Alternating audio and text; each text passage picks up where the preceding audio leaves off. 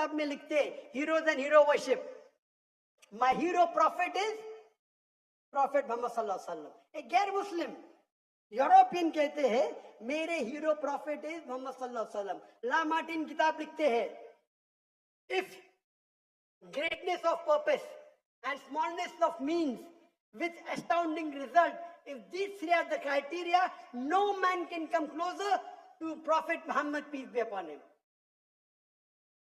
If greatness of purpose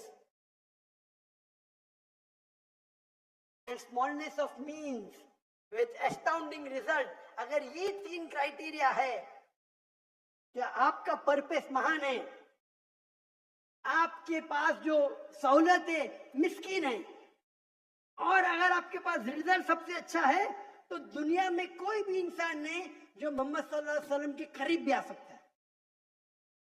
Michael H heart किताब लिखते हैं the 100 most influential man in the world. Christian है, number 1 Mohammad सल्लल्लाहु अलैहि वसल्लम। वो कहते हैं बहुत से लोग चौंक जाएंगे मेरे रिसर्च पे, बहुत से लोग मेरे बात को नहीं मानेंगे, लेकिन अगर कोई भी एक शख्स है जो रिलीजियस था और सेक्युलर था, वो मोहम्मद सल्लल्लाहु अलैहि वसल्लम है।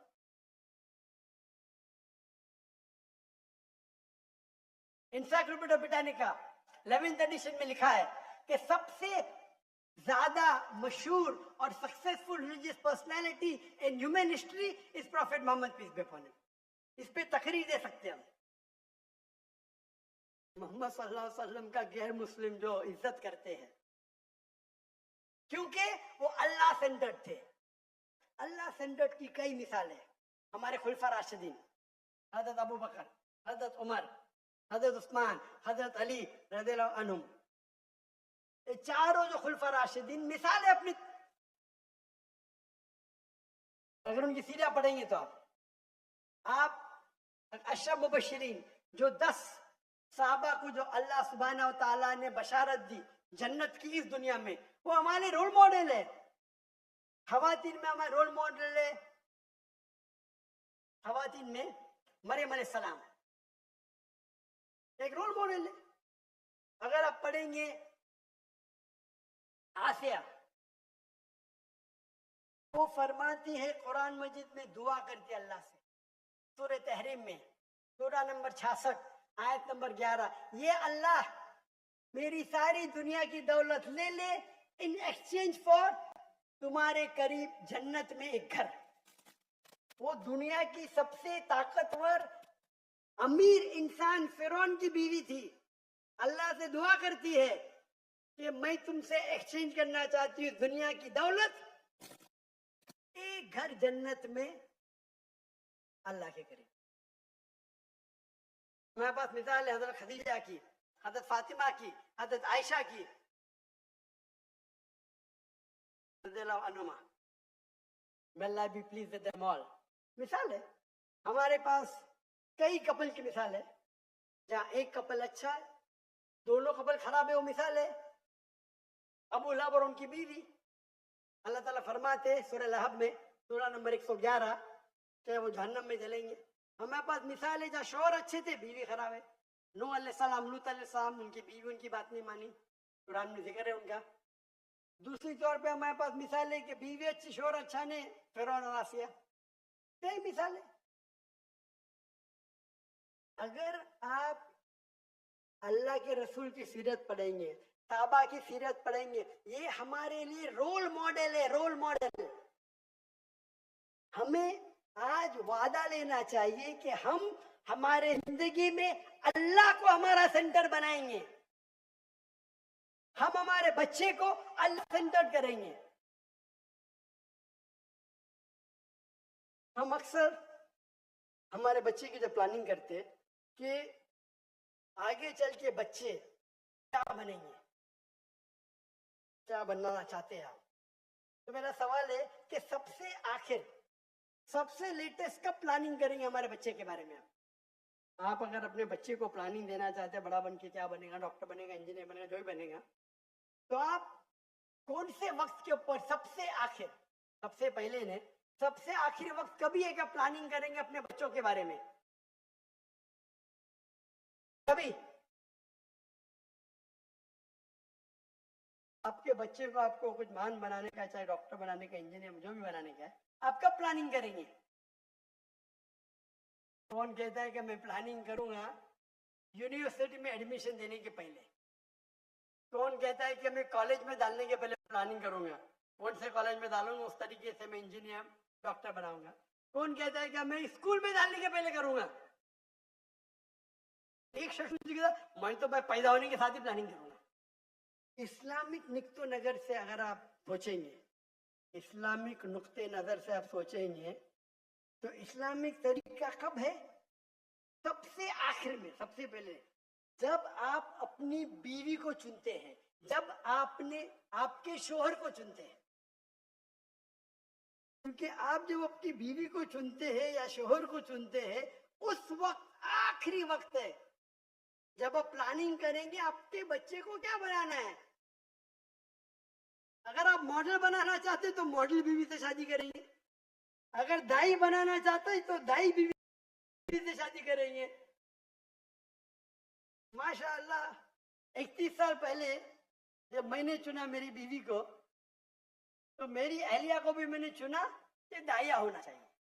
मैं चाहता था मेरे बच्चे को दाई बनाए। अल्लाह के रसूल फरमाते सही हदीस में कि एक इंसान जब अपने लिए जोड़ा ढूंढता है, चाहे शोहर के लिए या बीवी को ढूंढता है, तो 4 चीज देखता है: दौलत, ब्यूटी, नोबिलिटी और वर्च्यू, दीन। सबसे बेहतरीन है दीन। आप ब्यूटी देख सकते, दौलत देख सकते, नोबिलिटी कौन से खानदान से देख सकते, लेकिन सबसे बेहतरीन है दीन। तो मेरी क्राइटेरिया सिर्फ दीन ही था। अरे खाली दीनदार नहीं मिलती, उसके साथ ब्यूटी कहाँ ढूंढू ना। ऐसे ही दीनदार लड़की नहीं मिलती, 3 साल लग गए मुझे एक मिलने को। वो भी मेरी बहन ने बोली एक है भाई दाई है, मिल रही नहीं। पहले क्राइटेरिया में बोल्ड, कोई मिलता ही नहीं दाई। ये 1990 की बात कर रहा है। ढूंढते ढूंढते 3 साल हो गए तो दूसरे शहर में पूना में मिली। जब दीन ही नहीं मिलता तो उस पर ब्यूटी सोने पे सुहागा कहाँ। अल्हम्दुलिल्लाह अल्लाह ताला ने अच्छी बीवी भी दी, सीरत की तो थी, सूरत के भी माशाल्लाह। क्योंकि मैंने एक दाइया से शादी की। आज जो आप स्टेज पे देख रहे फारिक को, लोग सोचते हैं डॉक्टर जाकिर नायक ने प्लानिंग की। मैंने, मेरा हिस्सा 20% है, सिर्फ 80% मेरी अहलिया का।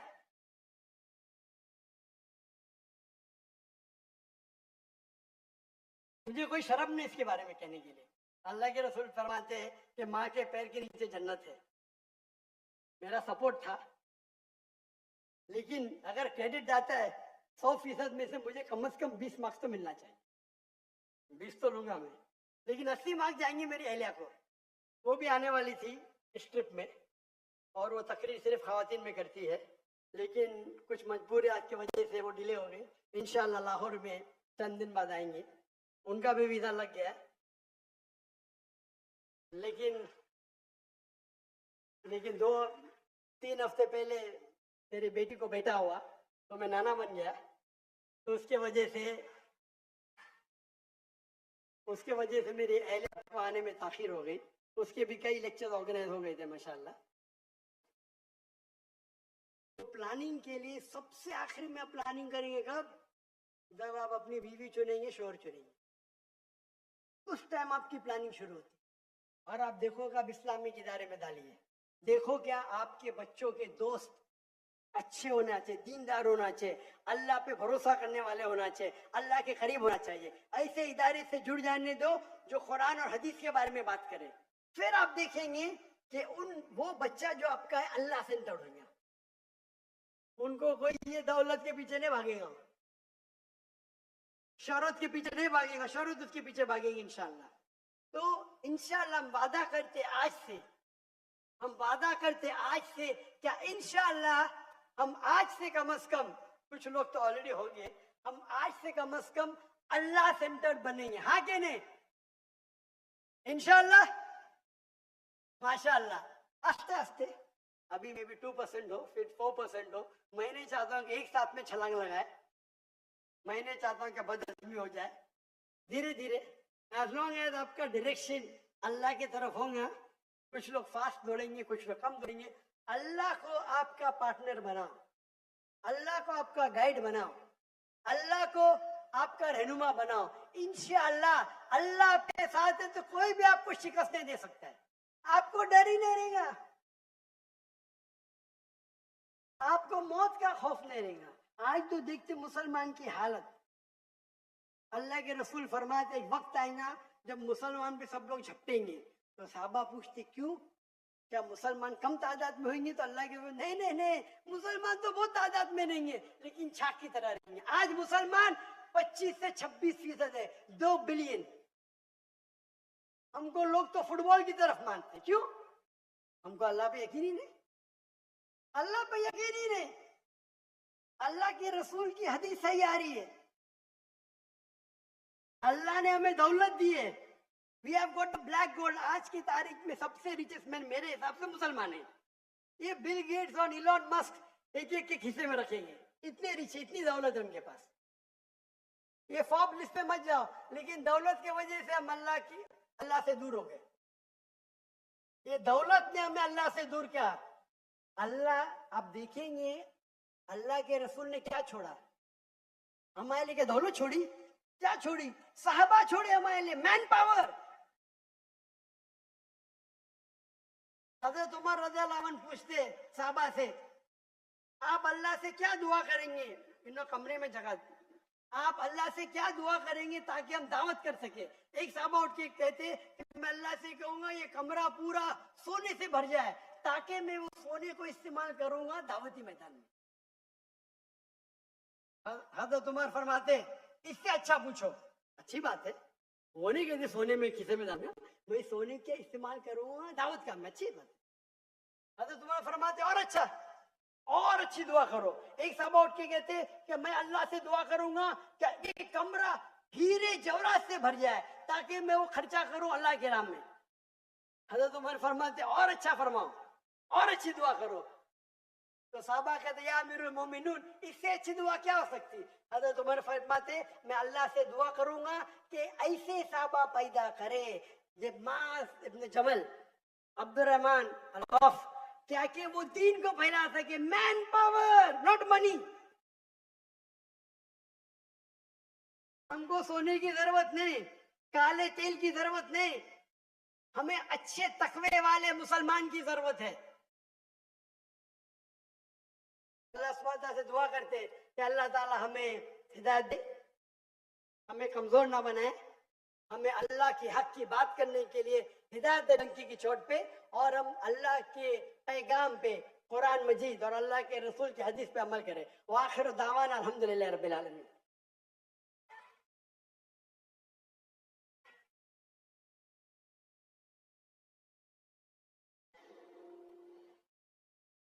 लकल हम्दु व लकल शुक्र, अल्लाहुम्मा लकल हम्दु व लकल शुक्र। ये सआदत के दुनिया इस्लाम का इतना बड़ा मुबल्लिग, ये इस सरजमीन पे पाकिस्तान के लिए पहला इनका जो बाकायदा जो का बयान था, आपको चुना और अल्लाह ने ये सआदत इनके जरिए से आप सबको भी नसीब फरमाई। और मैं अल्लाह के बाद गवर्नर साहब का शुक्रगुजार हूँ कि इन्होंने ये मुझे सआदत बख्शी कि ये पाकिस्तान के सरजमीन पे डॉक्टर जाकिर नाइक साहब का पहला बाकायदा खिताब है जिसकी निजामत की जिम्मेदारी गवर्नर साहब ने मेरे सुपुर्द की। मैं इनका तहे दिल से मशकूर हूँ। डॉक्टर साहब से मैं सिर्फ एक बात करके हम सवालात की तरफ फौरी तौर पे जाते हैं कि डॉक्टर साहब, आपने हमारी मेहमान नवाजी यहाँ पर देख ली है। पाकिस्तान की फौज और पाकिस्तान के सिक्योरिटी इदारे ये दुनिया की टॉप तरीन सिक्योरिटी इदारे हैं और शहादत हर मुसलमान का मतलूब है। लेकिन मैं अल्लाह पे यकीन करके कसम खा के कहता हूँ कि आपके इर्द गिर्द जो सिक्योरिटी एहलकार मौजूद हैं, पाकिस्तानी सिक्योरिटी एहलकार, हम पाकिस्तानी अल्हम्दुलिल्लाह इतने गैरतमंद हैं कि ये सारे खत्म हो जाएं तब तक तो कोई आप तक पहुंच सकता है, एक भी जिंदा रहा तो आप तक कोई नहीं पहुंच पाएगा।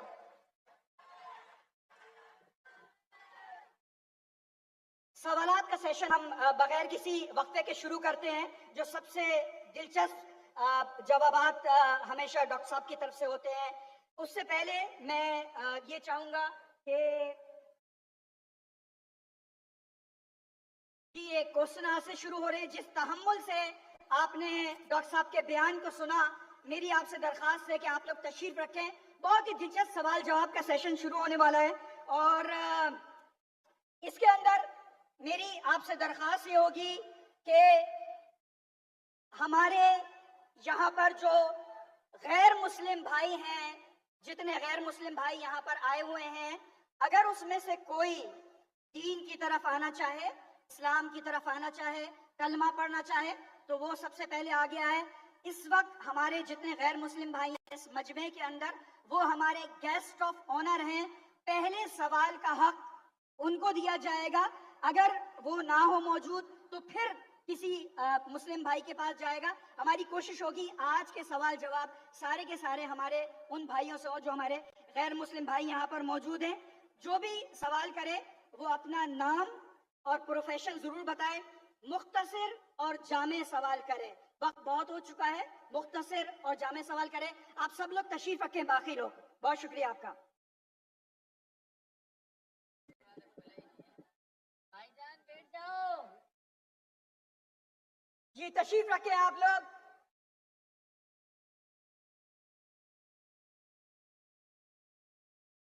आपसे दरखास्त है तशरीफ रखें प्लीज। बैठ जाओ भाई, बैठ जाओ। तशरीफ रखें ताकि सवाल जवाब का सेशन शुरू हो सके।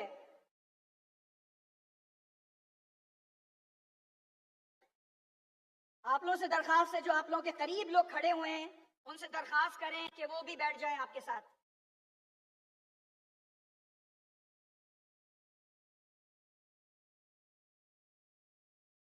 जो सबसे आगे खड़े हुए हैं, सबसे पहले आपसे दरखास्त है कि आप लोग बैठ जाएं। जहां जहां पर आप लोग मौजूद हैं प्लीज तशरीफ रखें।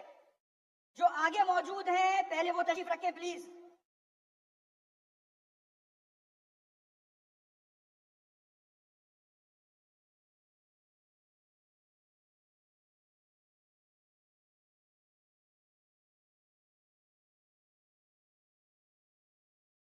जी मेरे सामने ये जो भाई मौजूद है, ये इनसे दरखास्त है आप लोग तशरीफ रखें please.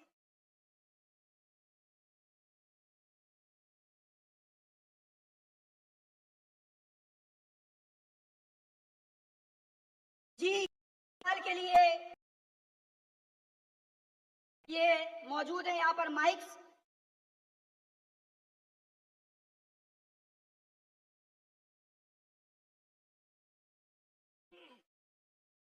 If there are any non-Muslim brothers and sisters who would like to ask a question, please can the volunteers raise their hand. अगर कोई गैर मुस्लिम भाई या बहन सवाल पूछना चाहता है,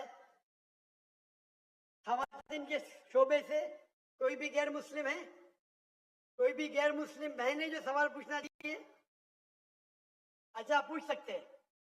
जी हाँ, आपका नाम और आपका पेशा और फिर सवाल मुख्तसर सा, एक या दो सेंटेंस में। दो सेंटेंस से ज्यादा तो तकलीफ हो जाती है। जी हाँ बहन, आप सवाल पूछ सकते हैं। अस्सलाम वालेकुम डॉक्टर जायक। वालेकुम अस्सलाम। आपका नाम और आपका पेशा। My name is Yashma Asad Gill and I am an actress. आपका नाम क्या है? Yashma Asad Gill. Yashma सरगिल। Yashma Asad Gill. जी हाँ। Okay. I know the time is limited, but I really want to address your contribution in my journey. There was a time when I had fallen into the trap of atheism back in the days when I was doing my bachelor's, but alhamdulillah, it was your videos and your lectures that brought me back to my religion and brought my spirituality back to me and my faith back to me. So alhamdulillah for that, and thank you for coming to my country and especially my city. You've been and you are my I'm literally shaking right now. I'm so sorry. You're okay. So the question is, pardon me if I say anything wrong because my knowledge is limited.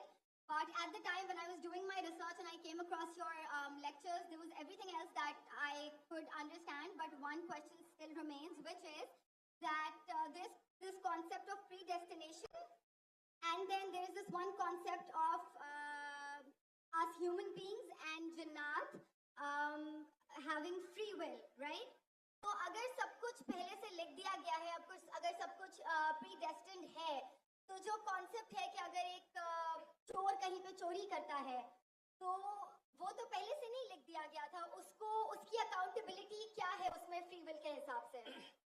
बहन ने एक अहम सवाल पूछा है और वो कहती है कि पहले वो एक्ट्रेस थी और वो इसी इज़्म के जाल में फंस गई थी और मेरे कैसेट सुनने के बाद अल्हम्दुलिल्लाह वो वापस दीन की तरफ रुजू की और अल्लाह सुब्हानहू व तआला ने हिदायत दी। उनका मेन सवाल है कि कदर के बारे में। मैं आपको मुबारकबाद देना चाहता हूँ कि आप एक फिल्म इंडस्ट्री से वापस सही रास्ते पे है। बहुत मुश्किल है, अगर मीडिया के जाल में फंस जाते तो निकलना मुश्किल है, लेकिन अल्लाह ताला काफ़ी लोग को हिदायत दे रहा है। आपको भी अल्लाह ने हिदायत दी। जहाँ तक ये सवाल है, उनका सवाल है कदर के बारे में, अबाउट डेस्टिनी, फ्री विल, कि अगर अल्लाह सुब्हानहू व तआला ने मेरे तकदीर में लिखा कि मैं शराब पीऊंगा और मैं शराब पीता हूँ, तो कौन जिम्मेदार? अल्लाह। ये सवाल बहुत कॉमन है, लेकिन अक्सर मुसलमान घबराते पूछने के लिए, क्या कोई फतवा ना दे दे मुझे, मैं काफिर हूँ। अल्लाह सुब्हानहू व तआला कुरान मजीद में इंसानों को एनकरेज करते सवाल जवाब के लिए, इसलिए कुरान मजीद में आप पढ़ेंगे 333 बार, 323 टाइम्स, 323 बार कहा गया है कुल, कालू, इन लोग ने कहा, और 323 बार अल्लाह कहते कुल, उनसे कहो। यानी कुरान मजीद की एक क्वेश्चन आंसर बुक है। 323 टाइम्स पूछा गया कि क्या सवाल है, अल्लाह बोलता है कुल कहो, कुल। उनने पूछा अल्लाह कौन है, कुल वल्लाहु अहद। तो ये कुल जो है, सवाल करना कोई बुरी बात नहीं, लेकिन ये सवाल बहुत कॉमन है कि हम तकदीर में मानते हैं, ये हमारा ईमान है। तो अल्लाह ताला अगर तकदीर में लिखा कि मैं मर्डर करूंगा, मैं किसका कत्ल करूंगा और मैं कत्ल करता हूं, तो कौन जिम्मेदार? अल्लाह। तो बिस्मिल्लाह, अगर लिखा है मेरे तकदीर में कि मैं शराब पीऊंगा और मैं शराब पीता हूं, कौन जिम्मेदार? अल्लाह। नौज़ुबिल्लाह। इसका जवाब ये है कि हमें समझना चाहिए तकदीर की क्या मानी है। और ये सवाल जब मैं दावती मैदान में पहले शुरू किया तो ये बहुत परेशान कर, किसी पूछा नहीं मुझे, अल्लाह की मदद है, अल्लाह की मदद है, जवाब मिलने के बाद ही लोग पूछते हैं।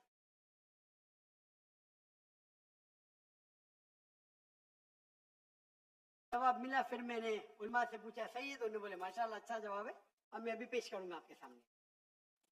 मैं मिसाल देता हूं कि अगर एक टीचर क्लासरूम में 100 बच्चे को पढ़ा रही है, 1 साल पढ़ाने के बाद इम्तिहान के पहले टीचर बोलती है ये बच्चा एग्जामिनेशन में फर्स्ट क्लास फर्स्ट आएगा, ये बच्चा सेकंड क्लास आएगा, ये बच्चा फेल होगा। माफ करना, आपको मिसाल बोल रहा हूँ, मिसाल आपके।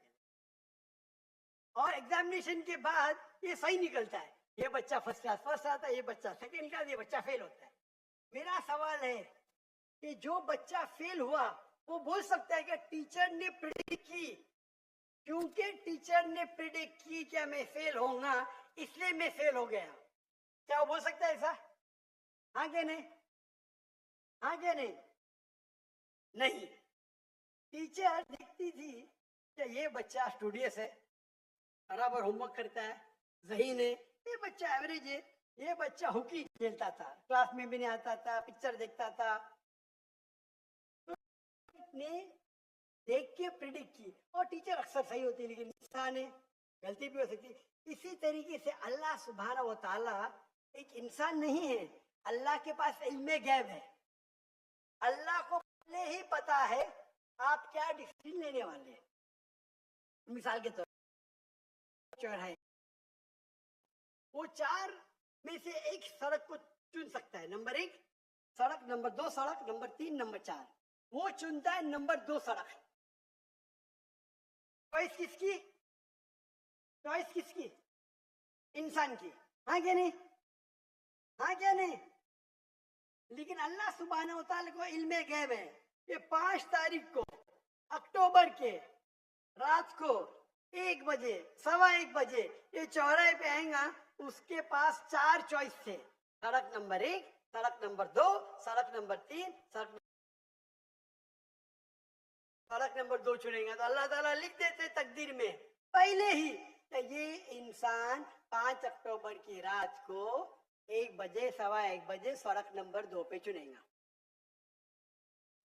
तो सड़क नंबर 2 किसने चुना? अल्लाह ने या क्या इंसान ने? अल्लाह ने चुना या इंसान ने चुना? इंसान ने चुना। तो कौन जिम्मेदार, अल्लाह या इंसान? अल्लाह या इंसान? इंसान। वो आगे जाता है और 3 सड़क आते हैं, सड़क ए, सड़क बी, सड़क सी। वो चुनता है सड़क ए। अल्लाह ताला जानता है कि वो सड़क ये चुनेगा, लिख देता है। कौन जिम्मेदार? इंसान। अल्लाह जानते हैं कि ग्रेजुएशन पास करने के बाद वो इंसान ईमानदारी से कमा सकता है या चीटिंग करके कमा सकता है। वो चीटिंग करके कमाता है। अल्लाह ताला लिख देते कि ग्रेजुएशन के बाद ये इंसान को ऑप्शन नंबर था, ईमानदारी से कमाए, चीटिंग करके कमाए। वो चीटिंग करके कमाएगा, एडवांस में लिखते हैं। तो इससे हमें जाहिर होता है कि अल्लाह चुन रहा है कौन? इंसान। लेकिन अल्लाह ताला के पास इल्मे गैब है। तो अल्लाह ताला इसीलिए लिख रहे हैं क्योंकि वो जानते हैं कि वो इंसान ये गलत काम करेंगे। ये नहीं कि अल्लाह लिखते हैं और वो इंसान गलत काम करता है, क्योंकि वो इंसान गलत काम करने वाला है। अल्लाह जानते हैं, अल्लाह एडवांस में लिखते। तो कौन जिम्मेदार? इंसान। ये गैब है। और अल्लाह सुब्हानहू व तआला कभी गलती नहीं करते। अल्लाह ने आपको इख्तियार दिया कि आप चोरी करके जिंदगी बसर सकते या ईमानदारी से। आप ईमानदारी से करते, अल्लाह ताला लिख देते कि ये इंसान ईमानदारी से जिंदगी बसर करेगा।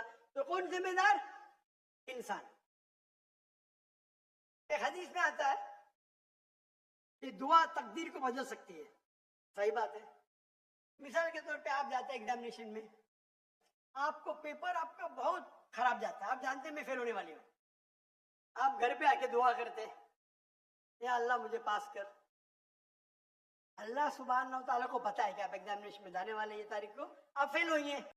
अल्लाह को ये भी पता है कि आप घर पे आके दुआ करेंगे। हाँ कि नहीं? अल्लाह को ये भी पता है कि अल्लाह दुआ कबूल करेंगे कि नहीं। अल्लाह दुआ कबूल कर लेता है। तो तहजीर में लिखा है ये लड़की एग्जामिनेशन में जाती है, फेल होने वाली थी, घर पे आके दुआ करती है, अल्लाह ताला दुआ कबूल कर लेता है, उसे पास कर लेता है। तो हमें पता नहीं कि क्या होगा, तो दुआ करना अच्छी बात है।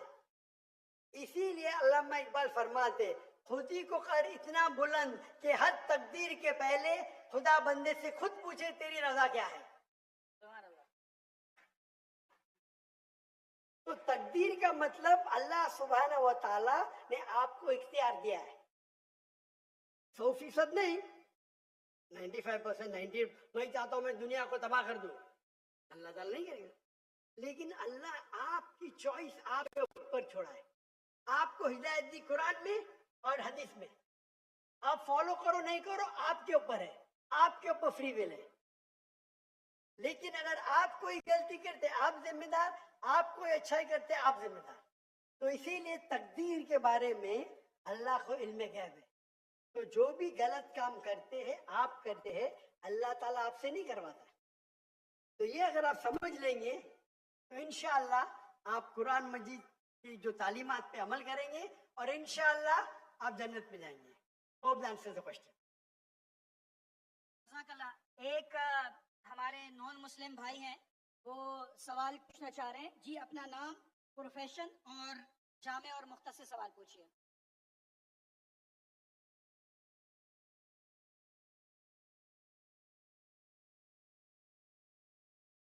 जी ये इनका माइक प्लीज ऑन कर दीजिए।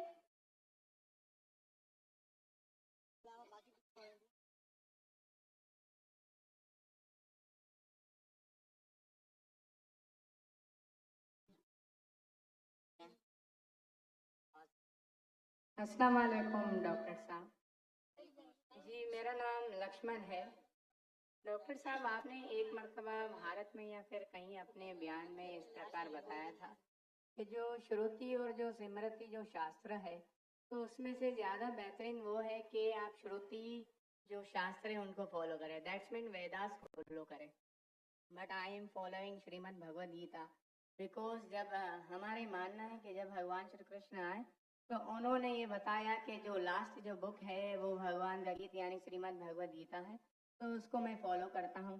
तो आपके मुताबिक जिस तरीके से आप कहते हैं कि नहीं आप वेदास को फॉलो करें, तो मेरा आपसे ये क्वेश्चन है कि आप भी जैसे एज अ मुस्लिम आप हज़रत मोहम्मद मुस्तफ़ा सल्लल्लाहु अलैहि वसल्लम की जो लास्ट बुक है जिनका उनका मानना है कि उनके ऊपर वो वही आई हो पूरी दुनिया उम्मत के लिए जो क्या बोले रहमत का वगैरह ये है जो, तो आप कुरान मजीद को फॉलो करते हैं।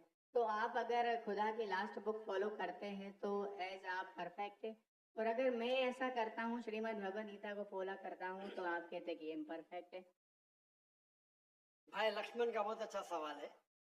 वो कहते हैं कि मैंने तकरीर में इंडिया में कहा हूँ कि हिंदुइज्म में दो किस्म की किताबें हैं, श्रुति और स्मृति। श्रुति मतलब जो भगवान की तरफ से डायरेक्ट आती है, और स्मृति मतलब इंसानों की लिखी। ये दोनों में से श्रुति जो भगवान की तरफ आती है, जो भगवान की तरफ से आती है, वो ऊंची किताब है। अगर श्रुति और स्मृति में टकराव है तो हम फॉलो करेंगे श्रुति, भगवान की किताब, ना कि स्मृति जो इंसान की किताब। भाई साहब सवाल पूछते हैं कि मैं फॉलो करता हूँ भगवत गीता जो आखिरी किताब है, आप फॉलो करते हैं कुरान जो मोहम्मद सल्लल्लाहु अलैहि वसल्लम की आखिरी किताब है, तो फर्क क्यों? भाई साहब आपको थोड़ी गलतफहमी है, कुरान मजीद मोहम्मद सल्लल्लाहु अलैहि वसल्लम की किताब नहीं है, अल्लाह की किताब है। सॉरी, बिल्कुल सही, छोटी गलती है, कोई प्रॉब्लम नहीं। तो अगर मैं हिंदू से कहूँ भगवान से तो क्या आएगा, श्रुति में आएगा। हम कहते हैं अल्लाह का कलाम। अगर अल्लाह की कलाम और रसूल ये बातों में हम कहते हैं हदीस में टकराव है तो हम फॉलो करेंगे कुरान को। सही अल्लाह की रसूल की किताब हदीस और कुरान में कभी भी टकराव नहीं होगा, लेकिन कभी कभी हदीस सही भी होते, मौजू भी होते। अगर टकराव है तो हदीस सही नहीं हो सकती। तो लेकिन कुरान और हदीस दोनों का हमें फॉलो करना चाहिए, लेकिन हायर लेवल पे है कुरान। सर जिस तरीके से जो सिमरती शास्त्र है, सिमरती का मतलब सिमरन करना, याद करना, ठीक है, जो याद किया हुआ।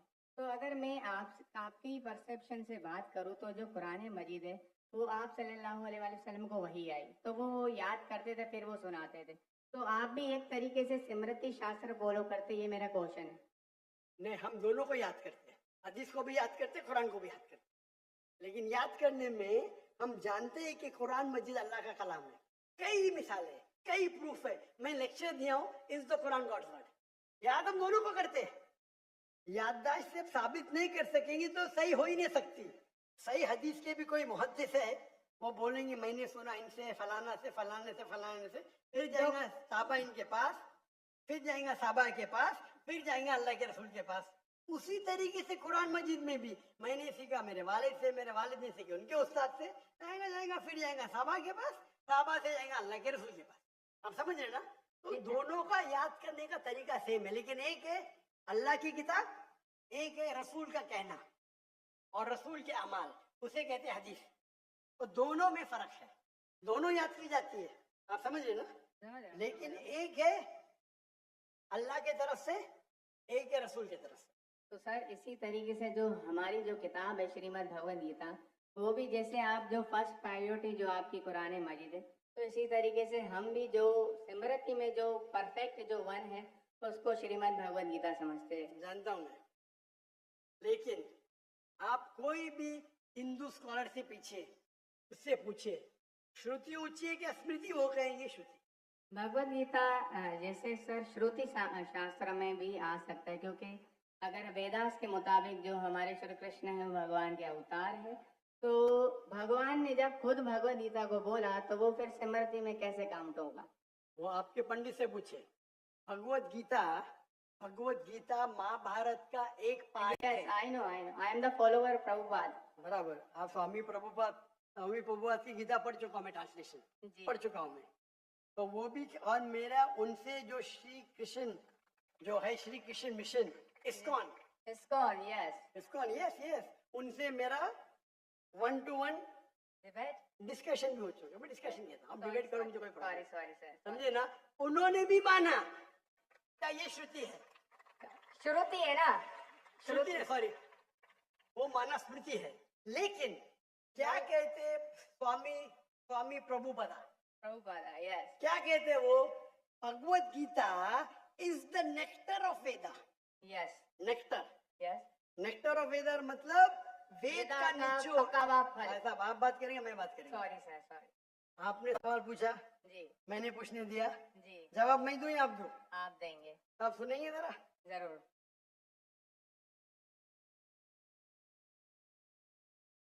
तो स्वामी प्रभुपादा कहते हैं, वो कहते हैं कि वेद जिस तरीके से गाय है, वेद गाय है, उसका दूध निकालते वो है भगवत गीता, बराबर।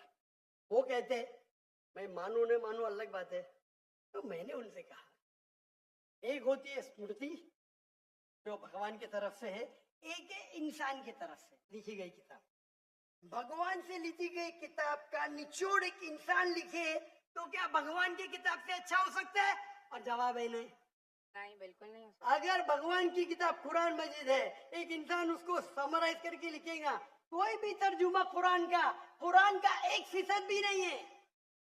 तो तर्जुमा है वो इंसान की तरफ से। Quran is the most untranslatable book in the world, क्योंकि कुरान इतनी महान किताब है, इंसान जब तर्जुमा करता है, कोशिश करता है कि उसका ग्लिम्स दे। तो कोई भी ये नहीं कह सकता है कुरान का तर्जुमा कुरान से बेहतर है, हो ही नहीं सकता है। तो जब मेरा बहस हुआ, इसको नहीं बोला, डॉक्टर साहब आप बिल्कुल सही कहते, लेकिन ये हमारा मानना है। तो मैंने उनसे कहा, अगर वेद कॉन्ट्रडिक्ट करे भगवत, किसमें मानेंगे? वेद में ही मानना चाहिए आपको। कॉन्ट्रडिक्ट नहीं किया तो अलग बात है, आप समझ रहे? तो वेद इज द हाईएस्ट बुक, सबसे ऊंची बुक वेद है। वेद के बाद आते उपनिषद। स्मृति में सबसे ऊंची है भगवत गीता, स्मृति में, बट श्रुति से ऊंची नहीं है। अगर कुछ लोग मानते हैं श्रुति से ऊंची है, वो उनकी गलतफहमी है, मैं क्या करूं? आप समझ रहे ना? अगर कोई गलतफहमी से मानता है, मैं क्या करूं? ये है हिंदू स्कॉलर्स का कहना, मेरा कहना नहीं। तो एक आदमी गलत सोचता है, उसकी सोच है, आप समझे? बट चाहे श्रुति में मानो, भगवत गीता में मानो या वेद में मानो, भगवत गीता में भी लिखा है, चैप्टर नंबर 6 वर्स नंबर 20 में,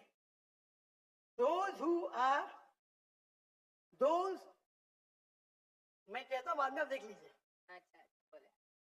Those who are entangled with material things, they worship demigods.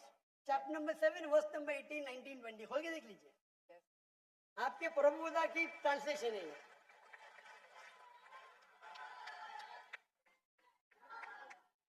Those who worship demigods, they will go to the demigods. They are materialistic people. और ये वर्ड materialistic ट्रांसलेशन है स्वामी प्रभुदा का, संस्कृत से। तेरा sir, ये chapter number 9 है, sorry, verse number 25, यान्ति देवव्रतान् वो नहीं, आप चैप्टर नंबर 7 देखिए। आप क्यों 9 खोल रहे? आपको 7 और 9 में फर्क लगता है क्या? ये अच्छी बात है, मैं 7 कोट करूँ, आप 9 में जा रहे।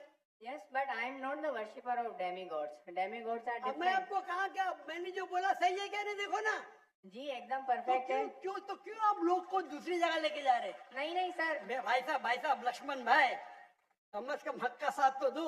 मैं कोट कर रहा हूँ चैप्टर नंबर 7, आप बोलते चैप्टर नंबर 9। मेरे पास कोई किताब नहीं, मैं दिमाग से बात कर रहा हूँ, बराबर? तो आप अगर मैं 7 कोट करूँ, आप मुझे नहीं डॉक्टर साहब चैप्टर नंबर 9। अरे भाई, मैं भी भगवत गीता का स्टूडेंट हूँ, बराबर ना? ओके, मैं स्वामी प्रभुपादा नहीं, लेकिन मैं भी स्टूडेंट हूँ ना, हूँ क्या नहीं? यस, मैं मेरे दिमाग से कोट कर रहा हूँ, बराबर ना? तो आप, मैं जब चैप्टर 7 कोट कर रहा हूँ, चैप्टर 9 में क्यों जा रहे? बट मुझे लगा कि आपने वो जो श्लोक जो कोट किया ना, कि जो भूतों की पूजा करते हैं भूतों के पास जाएंगे, पितरों की पूजा करते, यान्ति देवव्रतान् देवान् पितॄन् पितृव्रता भूत यान्ति भूतेज्य यान्ति मत् यज्ञो विपाम। तो मेरे भक्त है, वो मेरे पास आएंगे। बिल्कुल सही।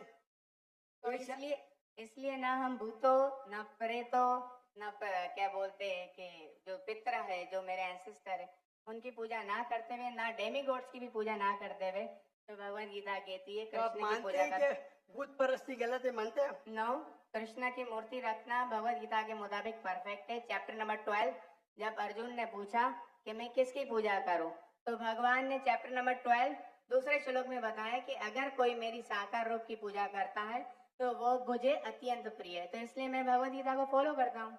उसका मतलब भगवत गीता में कॉन्ट्रडिक्शन है। अभी आपने कहा कि भगवत गीता में लिखा है बुत परस्ती खराब है। मैंने नहीं कहा सर। अरे आपके आपके स्वामी प्रभु बताने के डेमी गॉड्स की पूजा करना अनइंटेलिजेंट मैन है। I am not following Demi God, sorry, only Krishna. Krishna को फॉलो करता हूँ। मोनोथियज्म, पॉलीथियज्म नहीं, सबको मैं भगवान नहीं मानता, सिर्फ एक को मानता हूँ। सॉरी। आप अगर डेमी गॉड का नीचे फुटनोट में पढ़ेंगे, उसमें लिखा है आइडल वर्शिप ऑल्सो। यस, मैं डेमी गॉड्स की वर्शिप नहीं करता ना। आइडल की वर्शिप करते क्या नहीं? आइडल के मुताबिक, आपके मुताबिक आइडल है कि एक मूर्ति बनाना, बट मेरे मुताबिक आइडल है कि कृष्णा मैं का जो आपके मुताबिक नहीं चलने वाला हूँ, मैं सिर्फ पूछ रहा हूँ। जी। अभी हम बहस नहीं करें, बराबर? ये डिबेटिंग टाइम नहीं है। अच्छा सर, सॉरी। आप अगर बीच में दखल अंदाजी नहीं करेंगे तो लोग समझेंगे। चलिए ठीक। आप ये मानते हैं कि डेमी गॉड की पूजा करना का आप करते क्या? मैं बात ही क्या कर रहा हूँ? मैं क्या कर रहा हूँ? मैं डेमी गॉड्स की पूजा नहीं करता।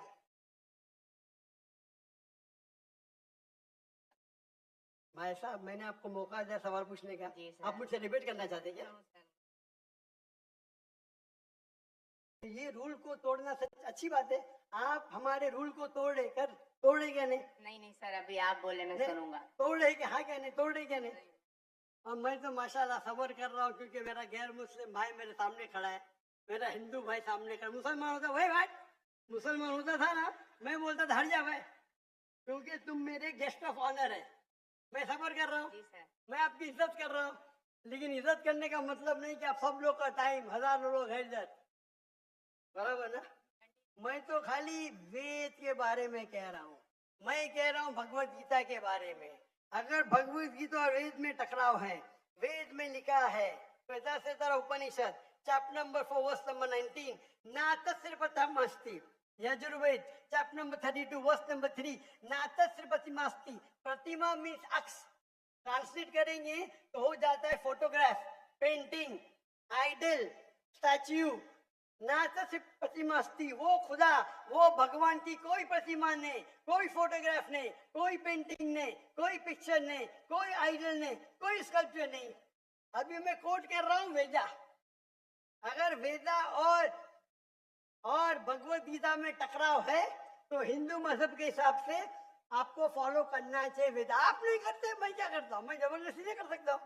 जी सर, इस मैं तो- भगवत गीता फॉलो करता हूँ। करो ना, आपको जिसको फॉलो करने का करो, लेकिन मैं तो आपको बोल सकता हूँ ना क्या मैं जानता हूँ इल्म के बारे में। समझ गया। आपको भगवत गीता को फॉलो करने का है, स्वामी प्रभुदा को फॉलो करने का है, स्वामी प्रभुदा को पूछने का है। मैं थोड़ी रोक सकता हूँ, मैं खाली कह सकता हूँ क्या ये आपके किताब में लिखा है, आपको फॉलो करने का फॉलो करो, मत करने का मत करो, क्योंकि कुरान में लिखा है ला इकराहा फिद्दीन। दीन में कभी भी किसके साथ जबरदस्ती नहीं कर सकते। मैं आपसे बात कर सकता हूँ, माने तो अच्छी बात, नहीं माने तो मैं कहूँगा नो प्रॉब्लम, मैं आपसे झगड़ा नहीं करूंगा, बराबर ना? Thank you. आप जाके फिर से तहकीक करो, चले सर। बराबर ना? आपके मेरा क्राइटेरिया क्या है? कोई मुझसे डिबेट करने चाहता है तो मेरे टक्कर का लेकर, लोग बोलेंगे अरे बच्चे से डिबेट कर रहे हैं, आखिर मेरी भी इज्जत है ना भाई, है क्या नहीं मेरी इज्जत? आपको मैंने सुना है। अभी फिर से बात कर रहे हैं आप, फिर से बात कर रहे हैं। बस आपके श्री श्री रविशंकर, श्री श्री रविशंकर, लाखों लोग उनको भगवान मानते हैं, पता है आपको? नहीं, आप नहीं मानते, आप तो मानते नहीं भाई, आप तो कृष्ण के भक्त है। जी सर। किसके भक्त है? कृष्ण, परम पुरुषोत्तम भगवान श्री कृष्ण। कृष्ण के भक्त है। लेकिन मैंने डिबेट किया श्री श्री रविशंकर, हजारों लोग उसको भगवान मानते हैं। उनने कहा मैंने 4 साल की उम्र में भगवत गीता को रट दिया। मेरे डिबेट में एक श्लोक नहीं बोली भगवत गीता के बारे में, 4 साल की उम्र में बाय मेमोरी। तो मेरा कहना ये है, आप अगर चाहते हैं मेरे से कोई डिबेट करे तो मेरा मजमा 10 लाख का है, कम से कम 2% तो लेके आओ, 20,000। आपके हिंदू में से कोई भी 20,000 इकट्ठा कर सकता है, और मुझसे डिबेट करना चाहता मैं करूंगा। No sir. 20,000 वन सिटिंग, बराबर। और कई हिंदू है, आपके जग्गी वासुदेव, आपके रामदेव बाबा, आपके श्री श्री रविशंकर, उनको $1 मिलियन देंगे तो भी नहीं डिबेट करेंगे मेरे साथ। वो तो भूल चूक से कर लिए श्री श्री रविशंकर ने और पछता रहे। मैं आपसे डिबेट करूंगा तो लोग बोलेंगे बच्चे से डिबेट कर रहा है। No sir. आप समझे ना। लेकिन मेरी इल्तिजा है कि आप कुरान मजीद भी पढ़िए। आपके स्वामी प्रभुपाद बोलते ना कुरान पढ़ना हराम है, नहीं बोलते ना?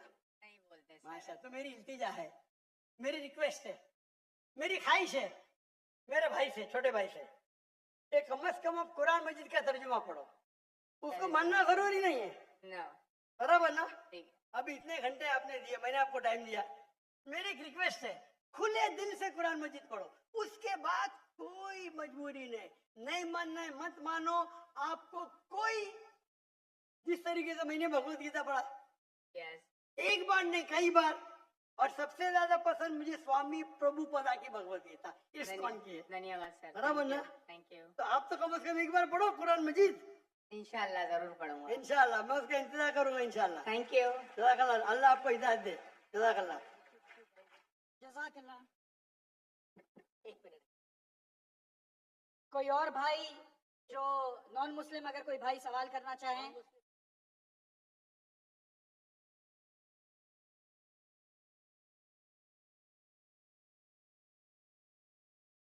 कोई और नॉन मुस्लिम भाई या मेरी बहन सवाल करना चाहे? नॉन मुस्लिम, पहला हक कोई नॉन मुस्लिम भाइयों का है। अगर वो ना हो तो फिर हम जाएंगे अपने मुस्लिम बहन भाइयों की तरफ।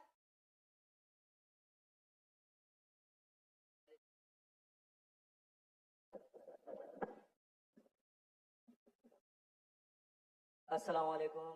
My name is Abdul Basit Rind.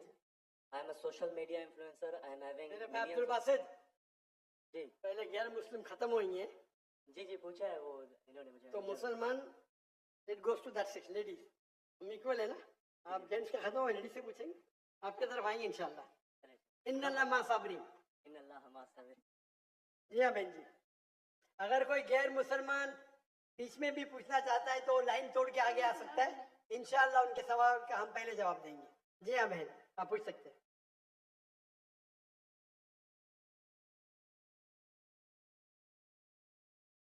अस्सलाम वालेकुम सर।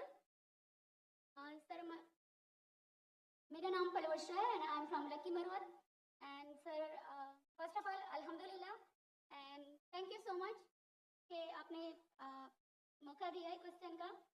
सर मैं जिस जगह से बिलोंग करती हूँ सर, वहाँ पे पार्डन माय उर्दू प्लीज़, मैं पश्तो स्पीकिंग हूँ सर। तो मैं जहाँ से बिलोंग करती हूँ वहाँ पे sir complete Islamic religious society है।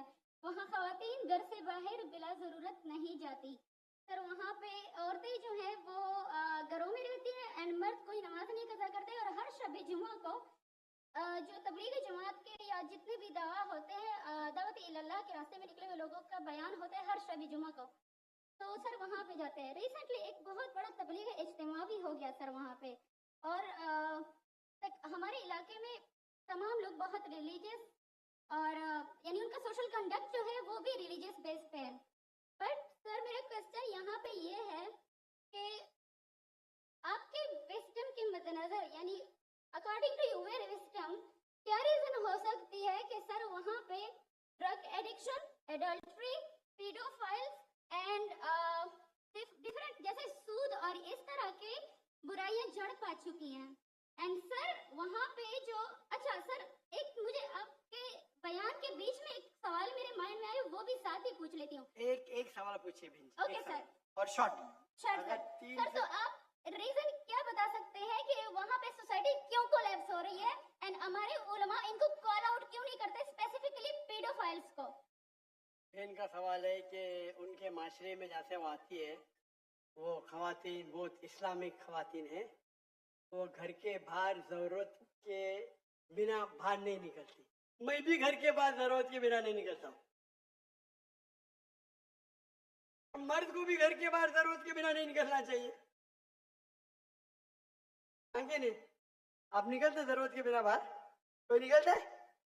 यहाँ भी नहीं निकलते। माशाअल्लाह। आपका सवाल है कि आपके माशरे में माशाअल्लाह बहुत इस्लामिक है, इज्तिमा होता है, लेकिन वहाँ पीडोफाइल, अगर मैं सही सुना हूँ, बहुत कॉमन है।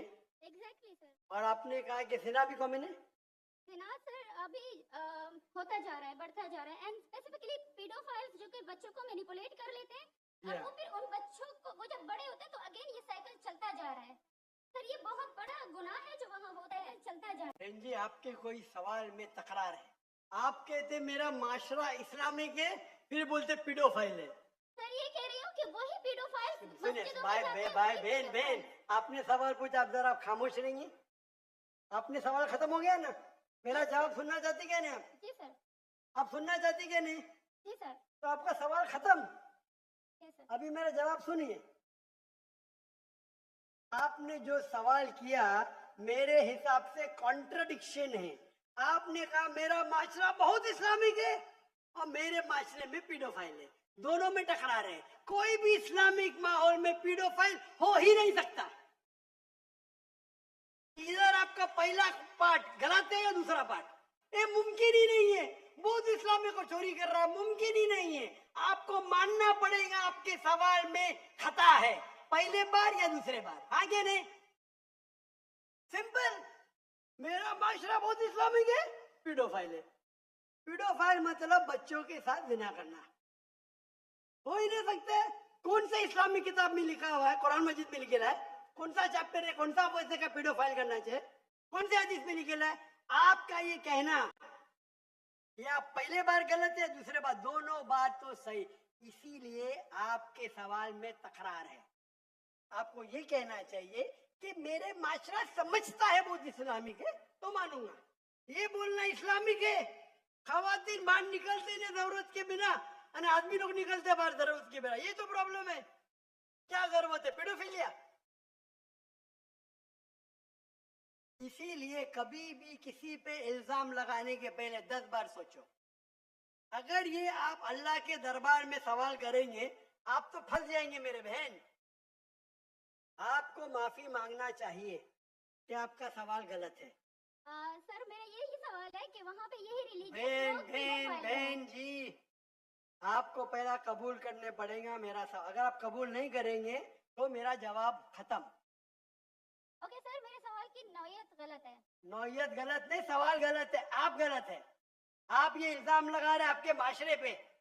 पहला कहते इस्लामिक है, फिर कहते पीडोफिलिया, दोनों गलत है।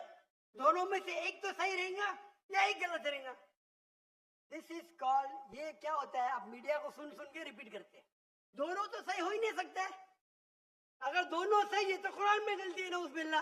किधर कुरान में लिखेला का बच्चों लोग के साथ जिना करो? तो बहुत से बार ये मीडिया में काम है, इल्जाम लगाओ, सवाल पूछो, कुछ भी दो। कुरान मजीद में लिखा है सूरह हुजुरात में, सूरह नंबर 49 आयत नंबर 6, जब भी कोई इंफॉर्मेशन आता है आप तहकीक करो उसे दोहराने के पहले।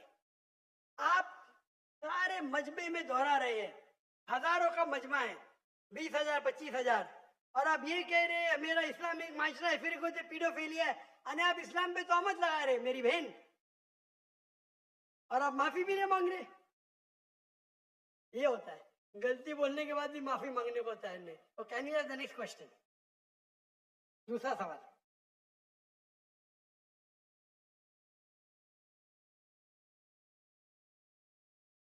माइक ओपन कीजिएगा इनका, राइट साइड वाला माइक ओपन कीजिएगा।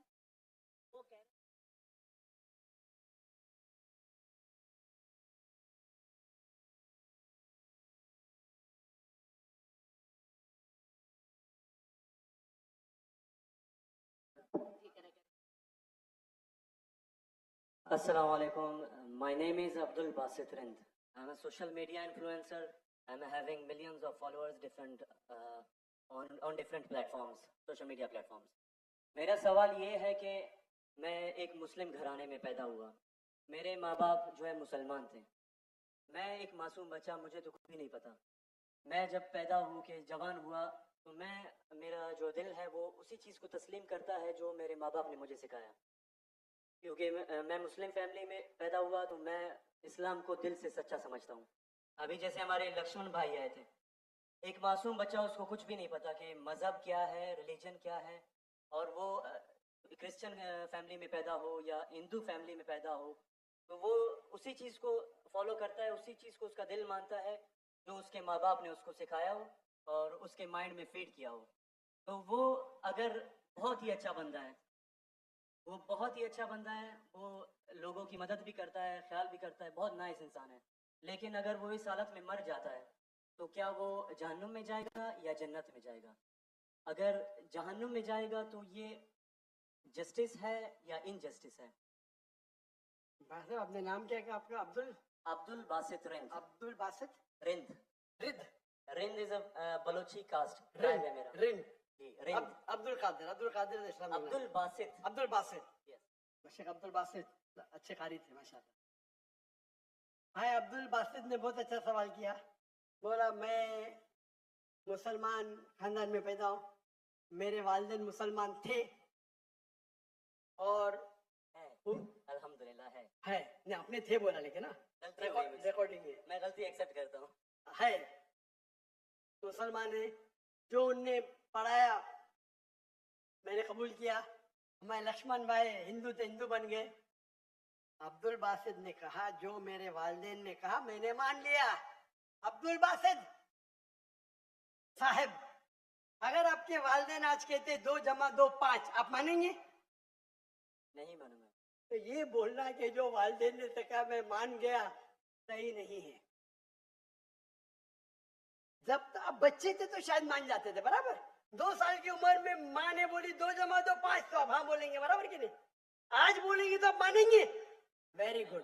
तो इस्लाम का ये कहना है, अल्लाह के रसूल फरमाते हैं कि जब तक बच्चा बालिग नहीं होता है उनके ऊपर कलम नहीं लिखे जाएंगे, मतलब वो मासूम है। अगर लक्ष्मण जो है अभी तो बालिग है, 25 साल 30 साल 35 साल पता नहीं, यहाँ से दूर से दिख रहा नहीं था, लेकिन बालिग तो है ना। अगर कोई गैर मुसलमान हिंदू खानदान में पैदा होता है या ईसाई खानदान में खलदा होता है और बालिग बनने से पहले 10 साल की उम्र में या 8 साल की उम्र में इंतकाल हो जाता है, तो वो जहन्नम में नहीं जाएगा, क्योंकि वो मासूम है। आप समझ रहे? लेकिन एक इंसान जब बालिग हो जाता है तो उसके वो जिम्मेदार है, बालिग को दोषी नहीं ठहरा सकता है। आज की तारीख में मैंने आपसे पूछा, आपके वालिदैन बोलेंगे 2 + 2 5, आप मानेंगे?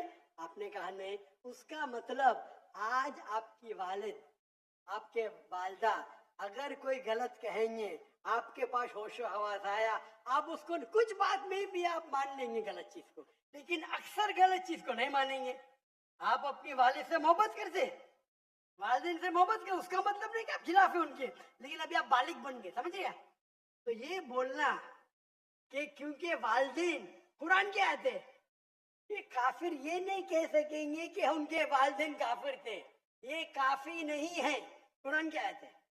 तो उसका मतलब अगर बचपन में कोई बच्चे का इंतकाल हो जाता है, चाहे वो मुस्लिम खानदान से गैर मुस्लिम खानदान से, अगर बालिग नहीं होता है तो कलम उन पे नहीं चलती है, वो जहन्नम में नहीं जाएंगे।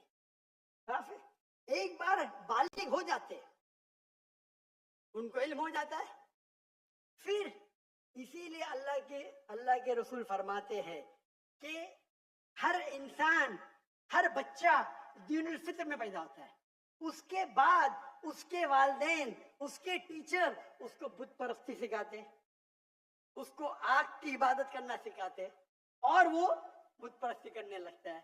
बच्चा है तो माफ हो जाएगा, बालिग हो जाता है उसके बाद समझ आ जाती है तो वो जिम्मेदार है। तो अगर एक इंसान बालिग हो गया 25 साल 30 साल की उम्र में, शिर्क करता है और उसका इंतकाल होता है, तो वो जिम्मेदार है। पहला मुझे ये कहने के लिए कह दो, क्या आप समझते खाली मुसलमान में पैदा हो गए तो जन्नत में जाएंगे? इस्लाम में जन्नत में जाने के लिए 4 चीज की जरूरत है, मैंने कह दिया। ईमान, अमल सालेहात, ईमान, राइचियस डीड, वतवासौ बिल हक, हक की तरफ बुलाओ और सब्र की तरफ बुलाओ। 4 चीज की जरूरत है। आप बहुत अच्छे इंसान होंगे, नमाज पढ़ते होंगे 5 टाइम, हज के लिए गएंगे, रोजा रखते होंगे, लेकिन अगर आप दावत नहीं करेंगे तो आमतौर पे आप जन्नत में जाएंगे नहीं। अल्लाह ताला आपको माफ करने चाहता है और जन्नत में डालना चाहता है, वो अल्लाह की मर्जी, वो डाल सकता है, लेकिन आमतौर पे आप जन्नत नहीं जाएंगे। उसी तरीके से कई गैर मुस्लिम मुस्लिम बन रहे लाखों की तादाद में, आप समझ रहे? तो लाखों की तादाद में गैर मुस्लिम इस्लाम कबूल कर रहे, वो जन्नत में जाएंगे कि नहीं? सर नहीं, सवाल जी जी जाएंगे कि नहीं? बिल्कुल जाएंगे। और एक आदमी आज अगर इस्लाम कबूल करता है, अल्लाह ताला के रसूल फरमाते हैं उसके सब गुनाह माफ। तो आपसे अच्छा मेरे से अच्छा हो गया ना। हम कितने भी अच्छे गुनाह तो थोड़े करते हैं छोटे मोटे। तो ये कहना तो ये अल्लाह सुब्हाना व ताला का हिकमा है, लाइक राफिद्दीन, हमारे दीन में कोई जबरदस्ती नहीं। ये आप बोलेंगे नहीं लेकिन चांसेस है कि वो गैर मुस्लिम इसमें पैदा हुआ तो उसके इस्लाम करने के चांसेस कम है। बिल्कुल सही कम है। मुसलमान होने के बाद भी आज की हालत देख के लगता है कि हम जन्नत में जाएंगे। वो खातून क्या कह रही थी? क्या पीडोफिलिया करके जन्नत में जाएंगे? क्या लगता है आपको? सर वो तो हमारे इस्लामिक टीचिंग्स में नहीं है बिल्कुल। लेकिन जन्नत में जाएंगे क्या मुसलमान? अगर अपने आप को मुसलमान कहते हैं और पीडोफिलिया कहते जन्नत में जाएंगे? बिल्कुल नहीं। अगर वो खातून सही है या पीडोफिलिया है तो उनका पहला सवाल का हिस्सा गलत है। वो मुसलमान है ही नहीं। हाँ, नाम के होंगे, कलमा पढ़ते होंगे, लेकिन ये कहना कि हम लोग दीनी है ये गलत है। अगर वो इस्तिगफार करे अल्लाह ताला माफ कर सकता है उनको, कोई भी गुनाह। लेकिन ये कहना कि इस्लामिक है, नाम के मुसलमान होंगे या नॉट प्रैक्टिसिंग मुस्लिम होंगे, तो हमें गलत फहमी है कि मुसलमान फैमिली में पैदा हुए तो जन्नत की टिकट मिल गई। ये हमें गलत फहमी है। मैं भी जिद्द हो, मुझे भी पता नहीं मेरी जन्नत की टिकट है, इसीलिए मेहनत करता हूँ, रात रात जागता हूँ, दुआ करता हूँ अल्लाह ताला कबूल फरमाए।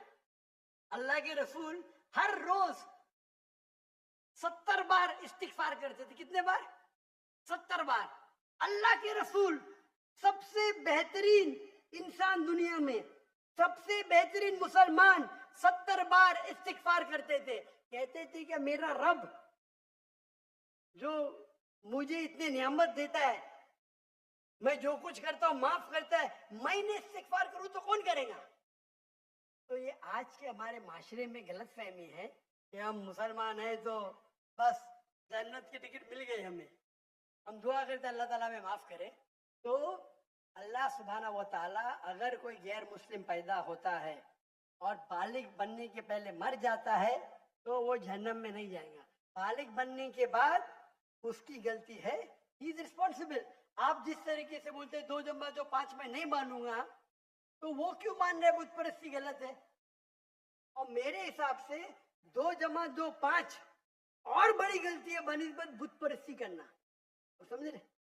क्योंकि अल्लाह सुब्हानहू व तआला हमारे खालिक, हमारे मालिक, जिसने इतने नियामत दी हमें, हम उसका शुक्र अदा नहीं कर सकते। मैथ्स में गलती करना थोड़ी गुनाह है क्या? अगर कोई मुस्लिम 2 जमा 2 5 बोलेगा जन्म में जाएगा? हाँ बोलेंगे भाई इल्म नहीं है, मैथ्स में कमजोर है, बराबर के नहीं? आप थोड़ी उसको मर्डर थोड़ी कर सकते, आप उसको नहीं कर सकते ना। तो कौन बड़ा गुनहगार, 2 जमा 2 5 कहने वाला के जो बुत परस्ती करता है?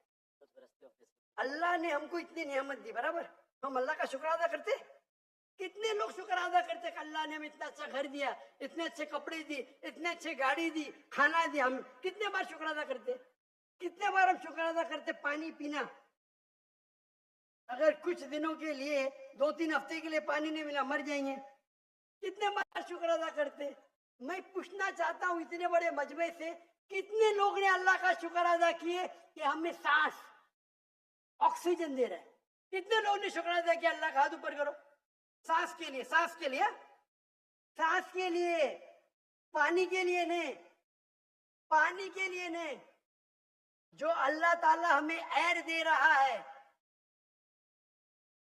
ताकि हम जी सके, आधे घंटे के लिए हमें हवा नहीं मिलेंगे मर जाएंगे, कितने लोग ने शुक्र अदा किया अल्लाह का सांस के लिए? 4-5% है माशाअल्लाह। शायद आपने मेरा लेक्चर सुने, आपने लेक्चर सुने थे what is the purpose of life? कौन लोग ने सुने मेरा लेक्चर आज के पहले what is the purpose of life? हाथ ऊपर करो। माशाअल्लाह, उससे बड़ी तादाद है। मतलब अपने अगर लेक्चर सुने तो लेक्चर में बोलता हूं मैं, यहाँ जरा वक्त की किल्लत थी तो लेक्चर के बाद बोल रहा हूं मैं।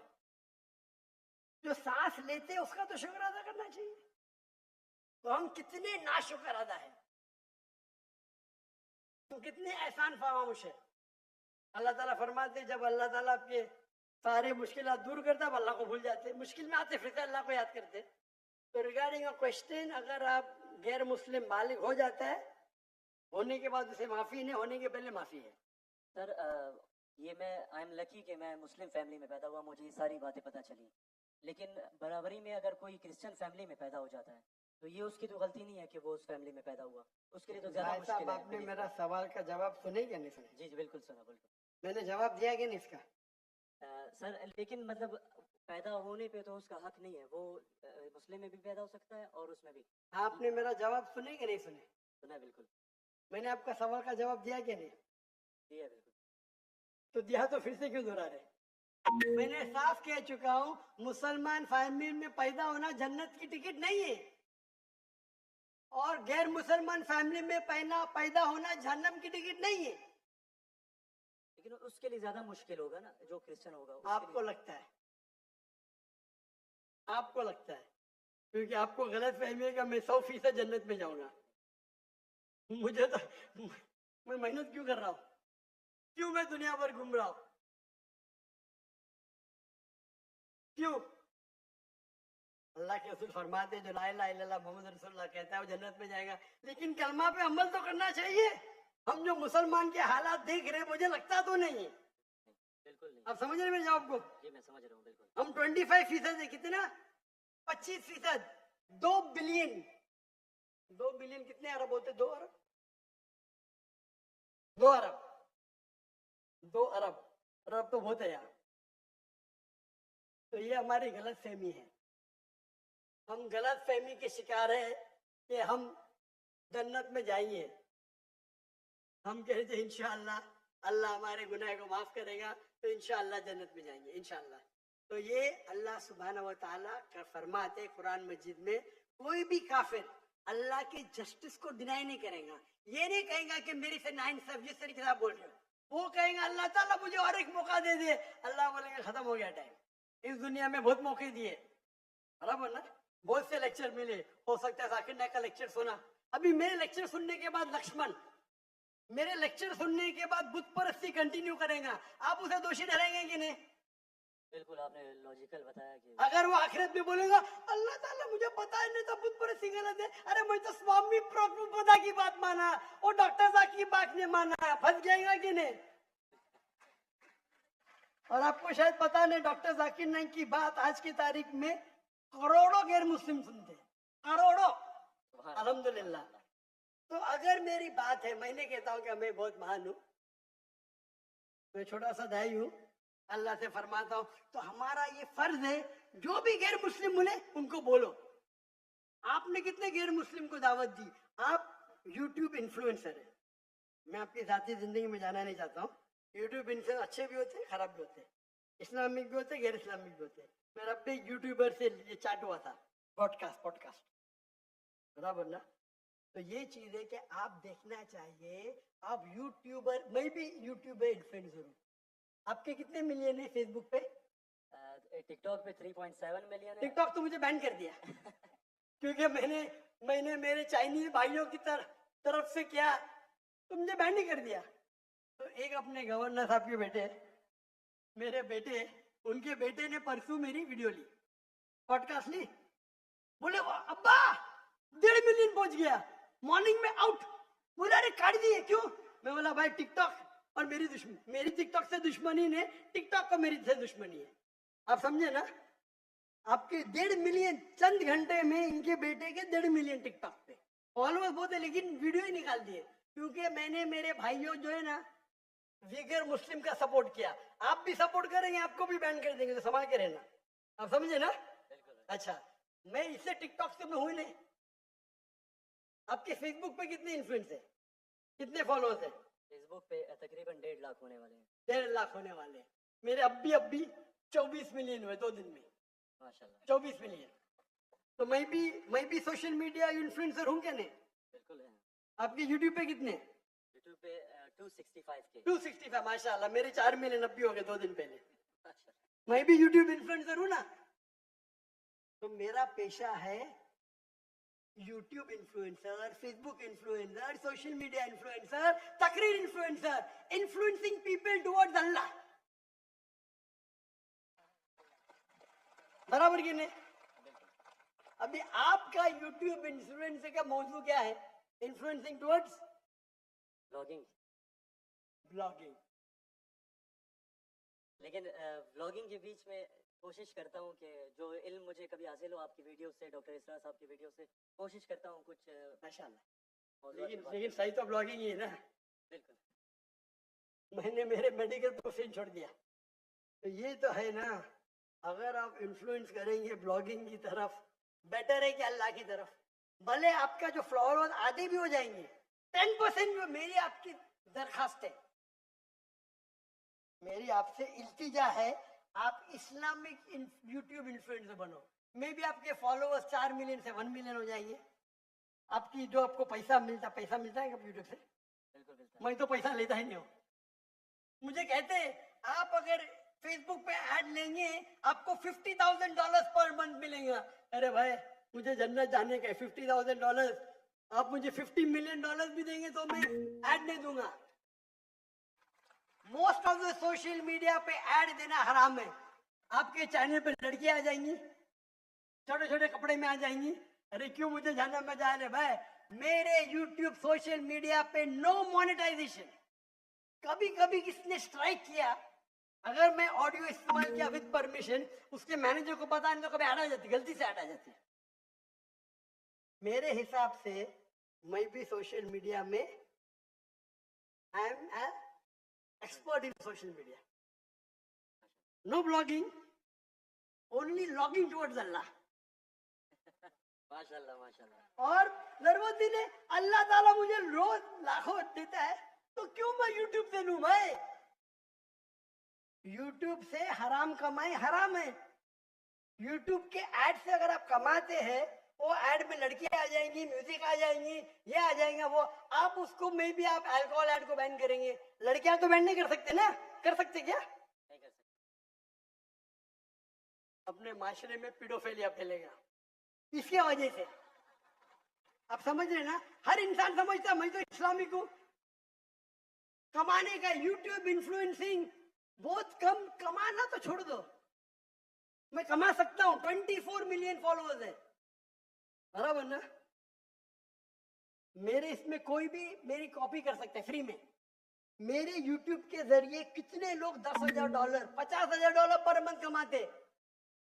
थंबनेल पे क्या डालते? फोटो डाल देते लड़की का। मेरे इसके पर 5 लाख, उसके इस पे 2 मिलियन।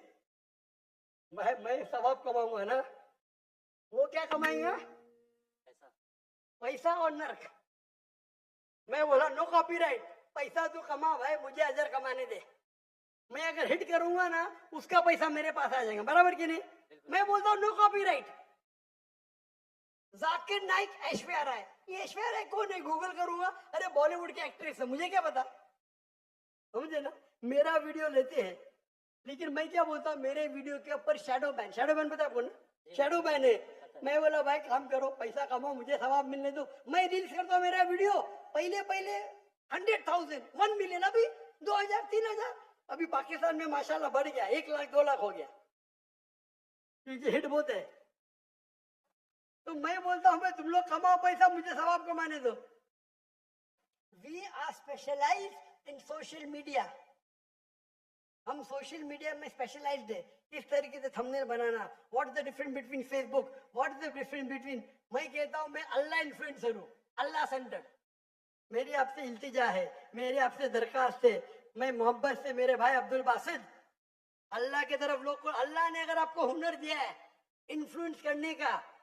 अल्लाह की तरफ इन्फ्लुएंस करो, इंशाअल्लाह आपकी फॉलोइंग डबल ट्रिपल हो जाएंगी। इंशाल्लाह अल्लाह के तो और अल्लाह ताला आपको रिस्क देगा। जो रिस्क है आपके इसमें आएगा, कौन निकाल नहीं सकता है? अल्लाह देखता है हराम का रिस्क है हलाल का रिस्क। आप समझते कि आप ऐड बंद कर जाएंगी तो रिस्क बंद हो जाएंगी। ऐड बंद करो, रिस्क डबल हो जाएंगे इंशाअल्लाह। अल्लाह ताला के बहुत से दरवाजे खुलेंगे। आप बोले आप मुझसे इन्फ्लुएंस हुए, बिल्कुल सही, टोटल इन्फ्लुएंस नहीं हुए। अगर टोटल इन्फ्लुएंस होते थे तो इंशाअल्लाह आप डॉक्टर इस्लाम अहमद से इन्फ्लुएंस थे। आप अगर डॉक्टर इस्लाम अहमद को बोलेंगे ब्लॉगिंग कर रहा हूँ, खुश होंगे हो? बिल्कुल भी नहीं। येट अल्लाह आपको हिदायत दे, अल्लाह आपको अजर दे, आप अच्छा काम करें इंशाअल्लाह। खाली थोड़ा ट्विस्ट लेके आइए। तो जिसने मेरा पॉडकास्ट किया, जो भी किया है, मैं उसको भी हिदायत दी। नहीं डॉक्टर साहब, मैंने भी नया चैनल इस्तेमाल किया। अच्छी बात है, करो भाई। एक दिन में 1.2 मिलियन, एक दिन में कितना? 1.2 मिलियन। 1.2 million viewer. मेरे बेटे ट्रैक कर रहे थे, 2 दिन में 2 मिलियन। अब भी पॉडकास्ट लिया, मलेशिया आए थे मेरे पास लेने के लिए। हाँ लो भाई, चलो भाई, पाकिस्तानी है, मोहब्बत करते हैं अल्हम्दुलिल्लाह। अभी 5 मिलियन के ऊपर हो गया एक हफ्ते में। एक दिन में 1.2 मिलियन। जी मैंने वो वीडियो देखी है। अच्छी है क्या? अच्छा लगे 1.2 मिलियन एक दिन में, 24 घंटे से कम। अच्छा है कि नहीं? मैंने खुद यही सोचा था कि आपका अकाउंट जो है शैडो बैन है, क्योंकि दूसरों को इतने व्यूज मिल रहे हैं, आपको उतने हाँ नहीं, मेरा चैनल बैंड है, मैं नहीं बैंड हूँ। टिकटॉक पे मैं बैंड हूँ, टिकटॉक पे पूरा बैंड। क्योंकि मेरे भाई जो है ना चाइना में, मेरे लिए दिल उनका है। टिकटॉक बैन करेगा क्या फर्क पड़ता है? अल्लाह मुझे बैन नहीं करना चाहिए, बराबर ना? बराबर। मैं बात नहीं करना चाहता हूँ हमारे देश के, मुसलमान देश के, जब प्राइम मिनिस्टर से पूछते विगर मुस्लिम के बारे में, हमको पता ही नहीं। अरे कैसा पता नहीं? आप अगर मुसलमान देश के प्राइम मिनिस्टर है, आपसे पूछा जाता है विगर मुस्लिम के बारे में, आपको बोलता पता ही नहीं। क्या हो गया हमारे माशरे को? अगर हमारे भाई विगर मुस्लिम उन पे जुल्म हो रहा है, आप बोलते पता ही नहीं। जब मैं डंकी की चोट पे उनको सपोर्ट किया मलेशिया में, टिकटॉक पे बैन नहीं करते, किसको पता है ना? जाकिर नाइक को। तुम मेरा गर्व से, अच्छा माशाअल्लाह, शैतान ने मुझे बैन किया, अल्हम्दुलिल्लाह। वहां के दरवाजे बंद तो यहाँ के दरवाजे खुले। अल्लाह ताला टेस्ट करता है आपको, अल्लाह ताला इम्तिहान लेता है आपकी, इम्तिहान लेता है। भाई मैं टेस्ट करूंगा आपको क्या करने का। अल्लाह सेंटर्ड बनो, लोग को अल्लाह की तरफ लेके आओ, अल्लाह इन्फ्लुएंसर बनो। इंशाअल्लाह दुनिया में फायदा होगा कि नहीं होगा, आखिरत में तो आपकी जन्नत confirm. Hope that answers the question. Thank you so much. Thank you. जी बहुत शुक्रिया। ये सेंटर से मैं दरखास्त करूंगा, सेंटर में अगर माइक मौजूद है तो इनको मौका दिया जाए। इससे पहले मैं एक पर्स मेरे पास आया, उमर सुफियान है कोई जिनका ये पर्स हो, ये निशानी बता के सिक्योरिटी वाले से कलेक्ट कर लें प्लीज। सेंटर से मैं दरखास्त करूंगा, सेंटर में अगर कोई नॉन मुस्लिम भाई हैं तो पहले उनका हक है, वो सवाल कर देंगे। Assalamu alaikum, sir. My name is Mohammed Ismail and I'm a student.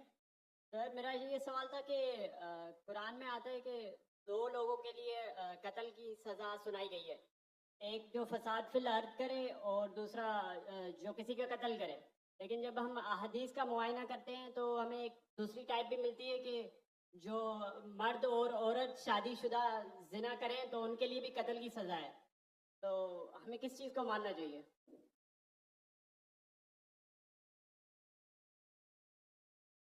साहब ने पूछा, कुरान मजीद में हमें हिदायत मिलती है कि जो अर्द में फसाद करे ताकि इसका कत्ल करे उनके लिए सजाए मौत है। हदीस में मिलती है कि जो जिना करे, शादीशुदा कत्ल है, किस पे अमल करे? दोनों पे अमल करना चाहिए। ये कोई सवाल है? अल्लाह की बात पे भी अमल करो, अल्लाह के रसूल पे। कुरान क्या आती अल्लाह रसूल। कुरान में लिखा है, क्लियरली लिखा हुआ है कि अगर जो जिना करता है उनके लिए उनको कमरे में बंद करो तब तक, जब तक एक नई सजा नाजिल नहीं होती है। ये सूरह निसा, सूरह नूर की आयत है और हदीस में नाजिल हो गई। तो दोनों फॉलो करो, कुरान भी फॉलो करो और हदीस को भी फॉलो करो, इसमें कोई डिफिकल्टी की बात नहीं। जी अगर बहनों की तरफ से कोई सवाल है, मेरी लेफ्ट साइड से, तो मैं उनको मौका देना चाहूंगा। अगर कोई गैर मुस्लिम बहन है तो पहले उनका हक है, अगर नहीं है तो फिर आप सवाल कर सकते हैं। अपना नाम बताइए, अपना प्रोफेशन बताइए और जामे और मुख्तसर सवाल, इख्तलाफी सवाल से गुरेज कीजिए। अस्सलाम वालेकुम। कामरान भाई साहब, आपका बहुत शुक्रिया। मेरी 18 साल पुराने अपने उस्ताद से मुलाकात का बहुत शुक्रिया। मैं रूहानी उस्ताद मानती हूँ इनको, और आपसे दरख्वास्त है कि आप अरबी का कोर्स शुरू कीजिए जैसे ITA करा। मेरी आपसे बहुत बहुत गुजारिश है, अल्लाह आपको अजर दे। और दूसरा सवाल ये है कि मेरे दादा जान हिंदुस्तान पाकिस्तान बनने से पहले हिजरत करके आए हिंदुस्तान से, तो वो मुसलमान करते थे लोगों को। तो हम लोग ठट्ठा में रहते हैं और तबलीग करते हैं, मुसलमान करते हैं, वहाँ क्रिश्चियन भी हैं, मुस्लिम भी हैं। तो जाकिर साहब का मैंने प्रोग्राम देखा 2009 में। 2009 से मैं फॉलो कर रही हूँ, मगर मैं हिंदुस्तान नहीं जा सकी कुछ बॉर्डर के इश्यूज की वजह से। तो मेरा सवाल है कि मैं 18 साल से तबलीग कर रही हूँ, बाइबल का बोला था कि आप स्टडी करें और स्टडी करके उनको बताएं कि कहाँ गलती है। तो मैंने की और मैंने मुसलमान किया बहुत सारे अपने दोस्तों को स्कूल लाइफ में, और अभी भी अमली जिंदगी में कर रही हूँ। मेरी एक दोस्त है, फैमिली है, वो जो है ना बोलती है कि हवाला देते हैं गीता से, रामायण से, तो उसमें कहते हैं आखिरी उतार रसूल पाक है। तो वो कौन सी किताब है? वो कौन सी किताब है?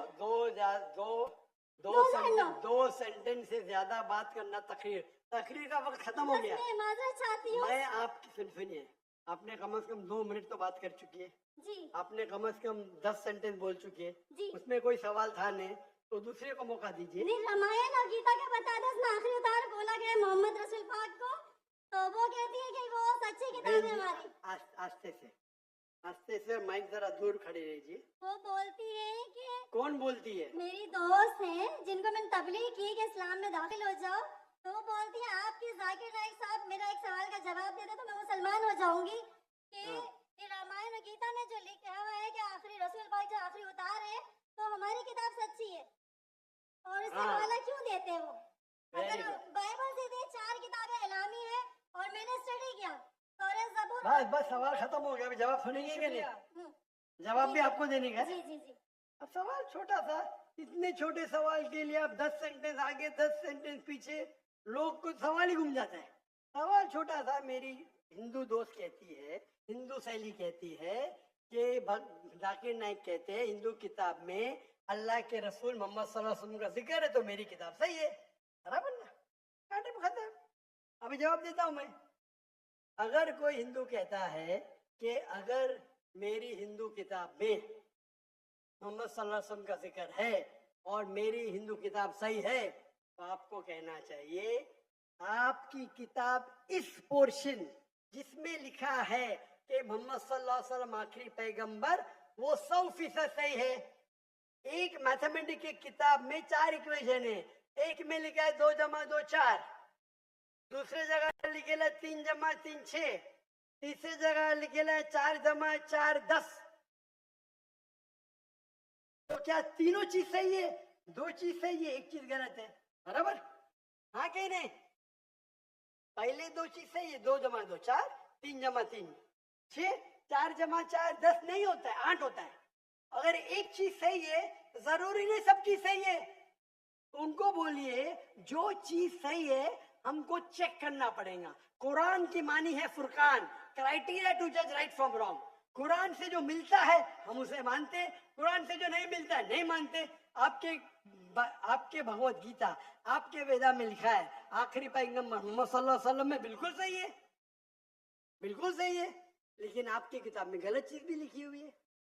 आपके किताब में जो लिखा है बुत परस्ती गलत है, वो सही है। आपके किताब में लिखा है कि शराब पियो, वो गलत है। तो एक चीज सही होने का मतलब नहीं पूरी किताब सही है। हमारी पूरी किताब 100% कुरान सही है। आपकी किताब में मिक्सचर है, सही भी गलत। मिसाल के तौर पे मैं आपको एक ग्लास ऑफ पानी लेता हूं, उसमें 2 बूंद गटर का पानी डालता हूं आपके सामने, आप वो पानी को पीएंगे? क्यों? 2 बूंद, नॉट इवन 1%, 2 बूंद क्यों नहीं पीएंगे? क्यों नहीं पियेंगे? क्योंकि मिलावट है।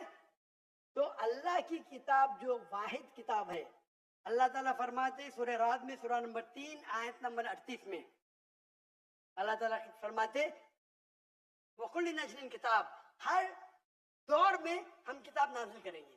4 किताब का जिक्र है कुरान मजीद में, तौरा, ज़बूर, इंजील और कुरान। लेकिन अल्लाह ताला ने कई और किताब नाजिल किए। मिसाल के तौर पे सूफे इब्राहिम, कई किताबें नाम से हम नहीं जानते, लेकिन सारे किताब उस वक्त के लिए थे, उस दौर के लिए थे। और अल्लाह ताला क्योंकि वो किताब क़यामत तक सही नहीं रहेंगी, अल्लाह ताला ने वादा नहीं किया कि उसे हम महफूज रखेंगे। यहाँ कुरान मजीद का सवाल है, अल्लाह ताला फरमाते सूरह हिजर में सूरह नंबर 15 आयत नंबर 9 में, हमने कुरान मजीद नाजिल किया, हम उसकी हिफाजत करेंगे।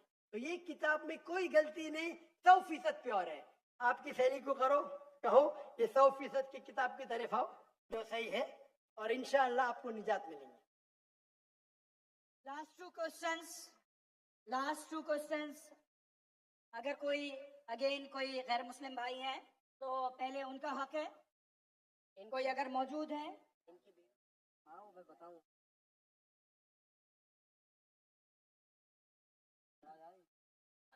सर ये मेरा सवाल है कि अपना नाम बताइए, अपना प्रोफेशन बताइए। मेरा नाम है अली हमजा और मैं मुस्लिम कमेटी से हूँ। मैंने एक लड़की से शादी की थी, हिंदू लड़की से, मुस्लिम करके। अलबत्ता उससे एक मेरी बेटी पैदा हुई, तो अब वो मुझसे डिवोर्स मांगती हैं और वो बच्ची भी मांगती हैं। और वो कहती हैं कि इस बेटी को मैं साथ ले जाऊंगी और अपने मज़हब में कन्वर्ट दोबारा होना चाहती हूँ। अगर मैं बच्ची दे देता हूँ और वो अपने मज़हब में कन्वर्ट हो जाती है तो क्या मुझे गुनाह मिलेगा या नहीं मिलेगा? मतलब यही सवाल। भाई साहब ने पूछा कि मैंने एक हिंदू लड़की से शादी की, फिर कहा कि शादी करने के पहले कन्वर्ट कर लिया। ये कहा कि बच्ची पैदा हो गई, अभी डिवोर्स चाहती है 1 साल बाद, और वो मेरी बच्ची को लेके आना चाहती, तो मैं क्या, इसकी जिम्मेदारी मेरी है? पहले ये पूछना चाहता है आपने कन्वर्ट सही तरीके से किया, गलत तरीके से किया? सर कन्वर्ट पहले किया, पहले मुस्लिम किया कराची मनोरे टाउन से। कन्वर्ट जो किए अपने, मैं कहता हूँ रिवर्ट, सही तरीके से किए या गलत तरीके? मैं नहीं जानता हूँ सही तरीका मतलब सही तालीमात दी कुरान मजीद की, वो असल में कुरान से मुतासिर हुए कि आपसे, आपका नाम क्या है? अली हमजा। अली हमजा। हो सकता है वो अली हमजा के इश्क में कन्वर्ट हो गई, बराबर ना? वो अल्लाह के इश्क में कन्वर्ट होना चाहिए, अल्लाह के रसूल के इश्क में कन्वर्ट होना चाहिए। आपके इश्क में कन्वर्ट हो गई तो मे भी आपकी गलती है। कन्वर्ट करके बच्ची पैदा हो गई, बच्ची को भी लेके जाएंगे टेंपल में, गलती किसकी है? अभी आप बोलिए मुझे, गलती किसकी? हाँ आपकी है। अब क्यों सवाल पूछ रहे हैं? सर ये सवाल तो है कि सवाल ये है, अभी ऑपरेशन हो गया, प्लास्टिक सर्जरी करने पड़ेगा। आप उनको मेरे कसट दिखाओ, मेरे वीडियो दिखाओ। सर आप 1 साल आपसे शादी की, आपको 100% पसंद के नाम के लिए कन्वर्ट किए, चलो हो तो गए कन्वर्ट, उस टाइम भी दावत नहीं की आपने, सही है क्या नहीं? सच बोलो। सर आपका बयान लेट हुआ, वो चले सुने मेरी बात, आई थी। सुने मेरी बात। आपने शादी कर ली, चलो कर ली अल्हम्दुलिल्लाह, आपको पता था कि नाम के लिए कन्वर्ट हुई, उस टाइम तो अब सही दावत देने का था उसको, बराबर कि नहीं? बराबर। आपने बोले चलो कन्वर्ट हो गए, अभी गए भाड़ में, क्या फर्क पड़ता है? यानी आपने सूरे अल असर के 3रे पार्ट को वतवासौ बिल हक पे अमल नहीं किया, बराबर? जन्नत में जाने के लिए वतवासौ बिल हक भी जरूरी है, आपने खुद के बीवी के साथ नहीं करा, तो अल्लाह से पहले माफी मांगनी पड़ेगी। अभी प्लास्टिक सर्जरी करो, आप समझे ना? अगर आपकी बीवी डिवोर्स लेती है, मुझे पता नहीं पाकिस्तान में शरिया कोर्ट है क्या नहीं, लेकिन अगर शरिया के हिसाब से आपकी बीवी इस्लाम छोड़ नहीं सकती, अगर छोड़ती है तो आपकी बेटी को नहीं लेके जा सकती। अगर वो मुस्लिम होती थी तो काजी फैसला करेगा बच्ची की उम्र क्या है, किसके हक में जाएंगे, लेकिन कोई भी काजी इस्लामिक कोर्ट में एक मुस्लिम लड़की को गैर मुस्लिम मर्द या औरत के पास नहीं भेज सकता। लेकिन सर कोर्ट तो उसके हक में फैसला कर रहा है ना। हाँ कोर्ट, पाकिस्तान का कोर्ट, पाकिस्तान का कोर्ट। मैं समझा पाकिस्तान तो शरीयत को फॉलो करती है, ये मैं समझा, ऐसा नहीं। ये मैं समझा। मलेशिया में माशाल्लाह, मलेशिया बहुत से केसेस होते हैं। अगर कोई मुस्लिम बोला मुझे गैर मुस्लिम बनने का, नॉट अलाउड, अलाउड ही नहीं है। क्या बोलेंगे, आपको काउंसलिंग की जरूरत है। काउंसलर, आपने एक बार तय कर दिया मुसलमान हूं अपनी मर्जी से तय कर दिया कि बोले मुझे गैर मुस्लिम बनने का, कैसा बन सकते भाई? काउंसलिंग, 6 महीना काउंसलिंग, फिर से आएगा, फिर से काउंसलिंग। आप समझ रहे? मलेशिया, इसीलिए मैंने मलेशिया चुना, समझे अपना। आप कह रहे का इधर वो हिंदू मुस्लिम बन गए, मुस्लिम से फिर से हिंदू बन गए, और कोर्ट ने फैसला दिया कि तो ये Republic, Islamic Republic of Pakistan कैसा हुआ फिर? माफ करना, माफ करना, मैं मेहमान हूं गवर्नमेंट का। अगर मेहमान हूं तो हिदायत तो देना चाहिए ना। तो अल्लाह ताला बोलेंगे मेहमान बना दिया लेकिन हिदायत नहीं दी। कुछ हिदायत होती है अकेला देना, जो मैं मिल चुका हूँ माशाअल्लाह, अकेला दे चुका हूँ, अकेले में बेस्ट है। पब्लिक में सवाल है, बोलना ही पड़ेगा। इस्लामिक अगर है, नाम का है तो छोड़ो, काम का है तो इस्लाम के अंदर इजाजत है ही नहीं। इस्लाम में मुस्लिम बन गए, अपने मर्जी से बने। आपने बंदूक तो नहीं रखा ना उसके सिर पे, बंदूक रखा तो फिर कैंसिल हो सकता है। मलेशिया में साबित कर दिया कि जबरदस्ती किए तो वापिस बन सकते हैं। बंदूक तो नहीं रखा ना? नहीं सर, है तो खलास, आपको जरा करने पड़ेगा। यहाँ आके मलेशिया में there is a federal court and Islamic court माशाल्लाह। और मलेशिया में मुसलमान की तादाद सिर्फ 63%, 63%, लेकिन माशाल्लाह वोट बैंक इस्लाम। तो जब मुझे 15 ममालिक से दावत आई आके यहाँ रहो, तैकी करूंगा ना मैं, बराबर के नहीं। डंके की चोट पे मेरे लिए खड़े रहते हैं माशाल्लाह। 4 साल में 5 प्राइम मिनिस्टर माशाल्लाह। तो अगर इस्लामिक शरिया है तो शरीयतन अगर एक औरत जो मुस्लिम है गैर मुस्लिम बनती है तो इजाजत है कि नहीं, वो अलग बात है। बच्चे को तो लेके नहीं जा सकते, समझे आप ना। यहाँ कुछ हो ना हायर कोर्ट, आपके लॉयर शायद स्ट्रॉन्ग नहीं होंगे। एक अच्छा इस्लामिक लॉयर करो, मैं भी लॉयर हूँ, मैं इस्लाम का लॉयर हूँ, समझे ना। मैंने मलेशिया में जो मेरे खिलाफ वहां के मिनिस्टर लोग ने मेरे खिलाफ बात की, टेररिस्ट कहा मुझे, मैंने कोर्ट में लेके गया उनको। 1.52 मिलियन रिंगिट यानी $320,000 मिले मुझे। अदल मिनिस्टर, मैं तो आम इंसान हूँ, हमने ना मैंने सू कर दिया उनको। कैसा मुझे मेरे खिलाफ बात कर रहे हैं आप? Defamation case. अल्हम्दुलिल्लाह लॉयर को, मैं तो मेरे लॉयर अच्छे थे लेकिन मैं खुद मेरी माशाल्लाह कोर्ट के अंदर में खुद मेरे लॉयर बोलते माशाल्लाह आपने क्या बात की, हमको तो बात करने की जरूरत ही नहीं पड़ी। पहली बार कोर्ट पे मैंने बात किया, कमाई मिली $320,000। अब कन्वर्ट करो जरा कितना आएगा, 10 करोड़ रुपया, 10 करोड़ रुपया मिला। सारे पैसे मैं डोनेट कर दिया फलस्तीन की कॉज के, सारे पैसे। दुआ करता हूँ कि आपका दुआ करता हूँ कि अल्लाह ताला आपकी मदद करे, आपके और आपके बीवी को हिदायत दे ताकि सही रास्ते पे आ सके। जी लास्ट क्वेश्चन सेंटर से मैं लेना चाहूंगा। लास्ट क्वेश्चन सेंटर से प्लीज। अपना नाम बताइए, अपना प्रोफेशन। अस्सलाम वालेकुम व रहमतुल्लाहि व बरकातुहू। मेरा नाम नुमानुल्लाह है, अपना परफ्यूम बिजनेस है मेरा अल्हम्दुलिल्लाह, और मेडिकल फार्मेसी में भी जॉब करता हूँ। मेरा सवाल कुरान से रिलेटेड है। जैसे कि मुसलमानों का ताल्लुक अमूमन रहता है, लेकिन रमज़ान की रातों में थोड़ा माशाल्लाह लेवल थोड़ा ज़्यादा हो जाता है ईमानी, इस वजह से कुरान से ताल्लुक भी थोड़ा ज़्यादा हो जाता है।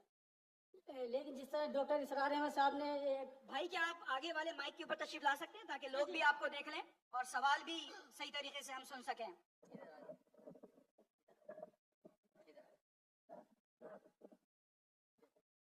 अस्सलाम वालेकुम। मेरा नाम नुमानुल्लाह है, मैं अपना परफ्यूम बिजनेस करता हूँ और अल मदीना इस्लामिक रिसर्च सेंटर का स्टूडेंट भी हूँ। मेरा सवाल ये है कि रमज़ान की रातों में मुसलमानों का ईमानी लेवल थोड़ा ज़्यादा होता है। जिस तरह डॉक्टर इस्लाम अहमद साहब ने काम को जारी रखा था कि मुसलमानों को कुरान से जोड़ने के लिए, तो मेरा ताल्लुक़ वैसे अहले हदीस से है, मकतब अहले हदीस से है अल्हम्दुलिल्लाह। तो अब मेरे जो विज़िट कर रहा है और जो मेरा ताल्लुक़ भी रहता है मैं इस हवाले से कि कुरान से जोड़ने के हवाले से मेरी मुलाकातें भी होती रहती हैं उनसे। तो अब इस तरह जिससे ज़्यादा से ज़्यादा हमें रमज़ान की रातों में जुड़ना चाहिए, जिस तरह तंजीम इस्लामी एक काम कर रही है माशाल्लाह रमज़ान की रातों में। तो तमाम मकातब फ़िक्र को कम से कम रमज़ान मुबारक में मुख्तसर सी तशरीह जो जिस तरह डॉक्टर इस्लाम ने शुरू किया था। सवाल पूछिए, आपका सवाल क्या है? मेरा सवाल ये है कि लोग ज़्यादा से ज़्यादा तिलावत की तरफ ही जाते रहते हैं, तो किस तरह हम कैसे जोड़ सकते हैं मुसलमानों को? हम एक दाई भी बनना चाहते हैं और हमारे लिए कोई आसान सी रहनुमाई फरमा दें जिस तरह हम फील्ड में भी काम कर सकें और मदारिस में भी काम कर सकें। जज़ाकल्लाह खैर।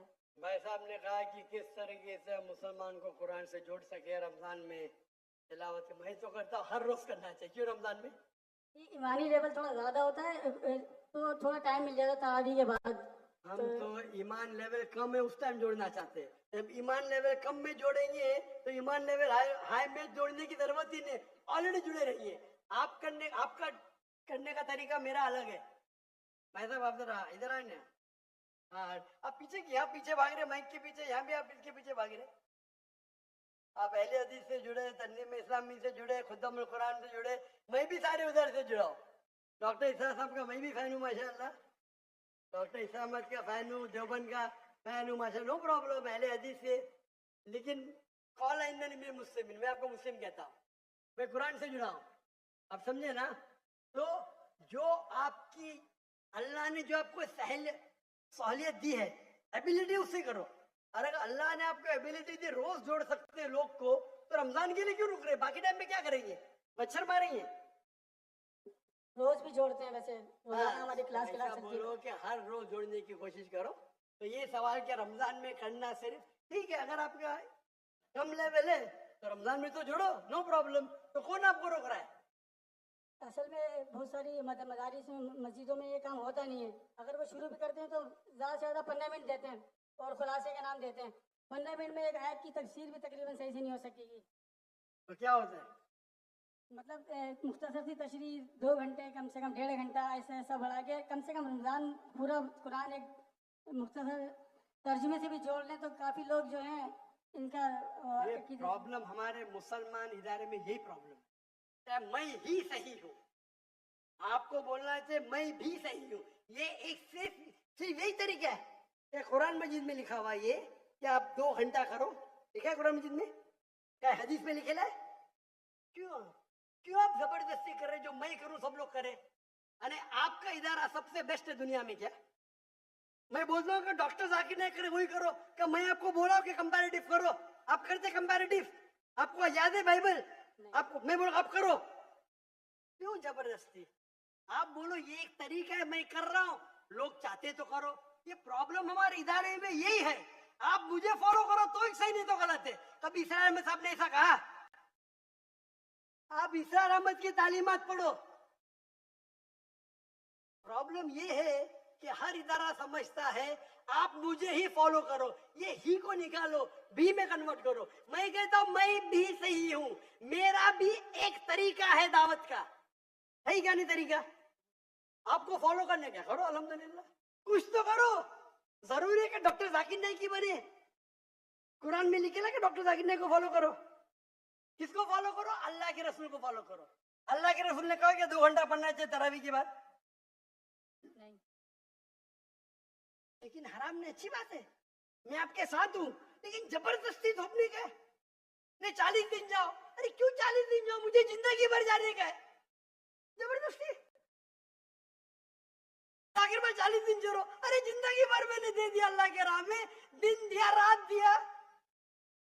किसको 40 दिन जाने के जाओ, किसको 20 दिन जाने के जाओ, किसको 80 दिन जाने के जाओ, 4 महीने जाने के जाओ। भाई तो जिंदगी लगा दी मेरी। तो प्रॉब्लम क्या है?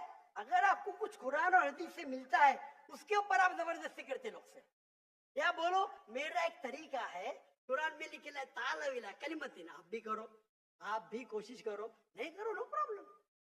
अगर मैं तकरीर में बोलूं भाई डॉक्टर जाकिर नाइक, आप अगर मैं तकरीर में आते ना भाई, आपको बाइबल कोट करने पड़ेगा 10, नहीं तो एंट्री नहीं। अल्हम्दुलिल्लाह मेरी तकरीर सुन के बहुत से मुसलमान बाइबल कोट करते, पता आपको? आप नहीं करते, अफसोस की बात है। फिर भी मैं आपसे मोहब्बत करता हूँ, जज़ाकल्लाह खैर। फिर भी मोहब्बत करता हूँ।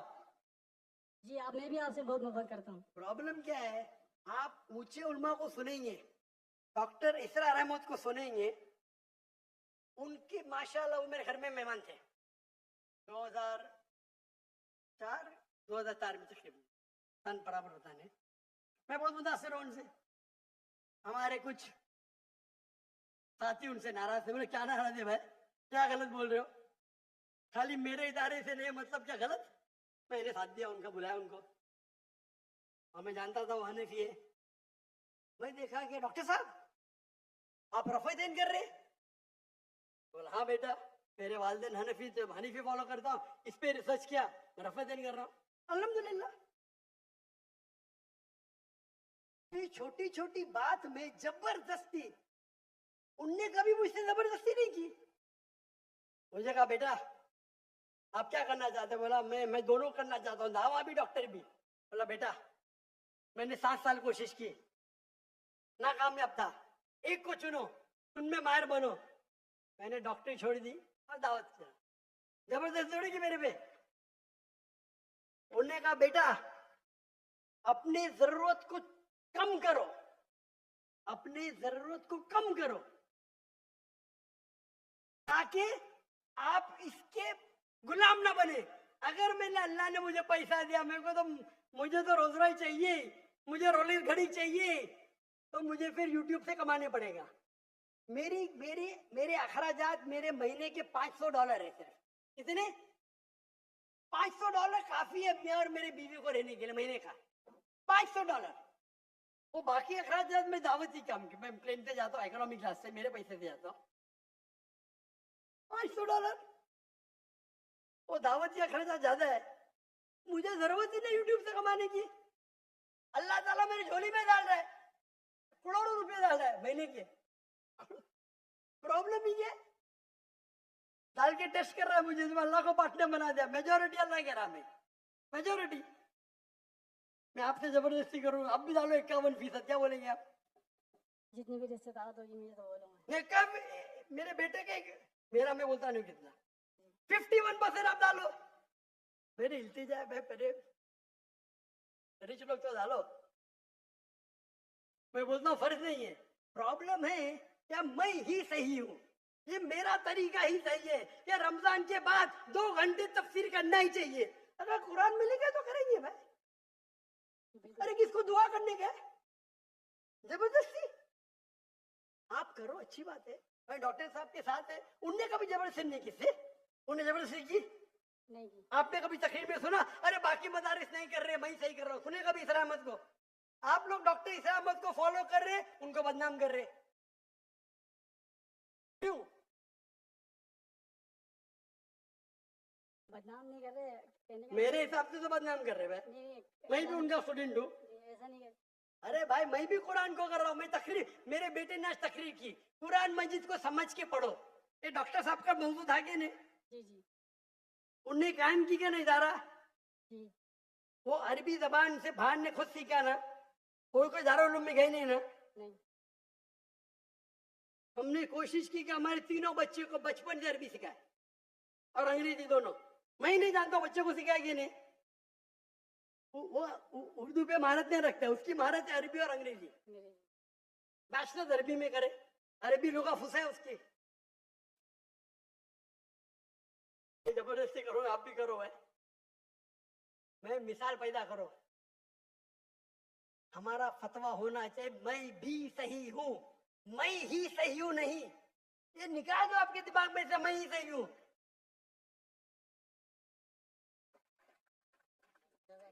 जज़ाकल्लाह खैरन सर। हमारा जिंदगी का मकसद होना चाहिए अल्लाह के रसूल, इदारे की तरफ नहीं।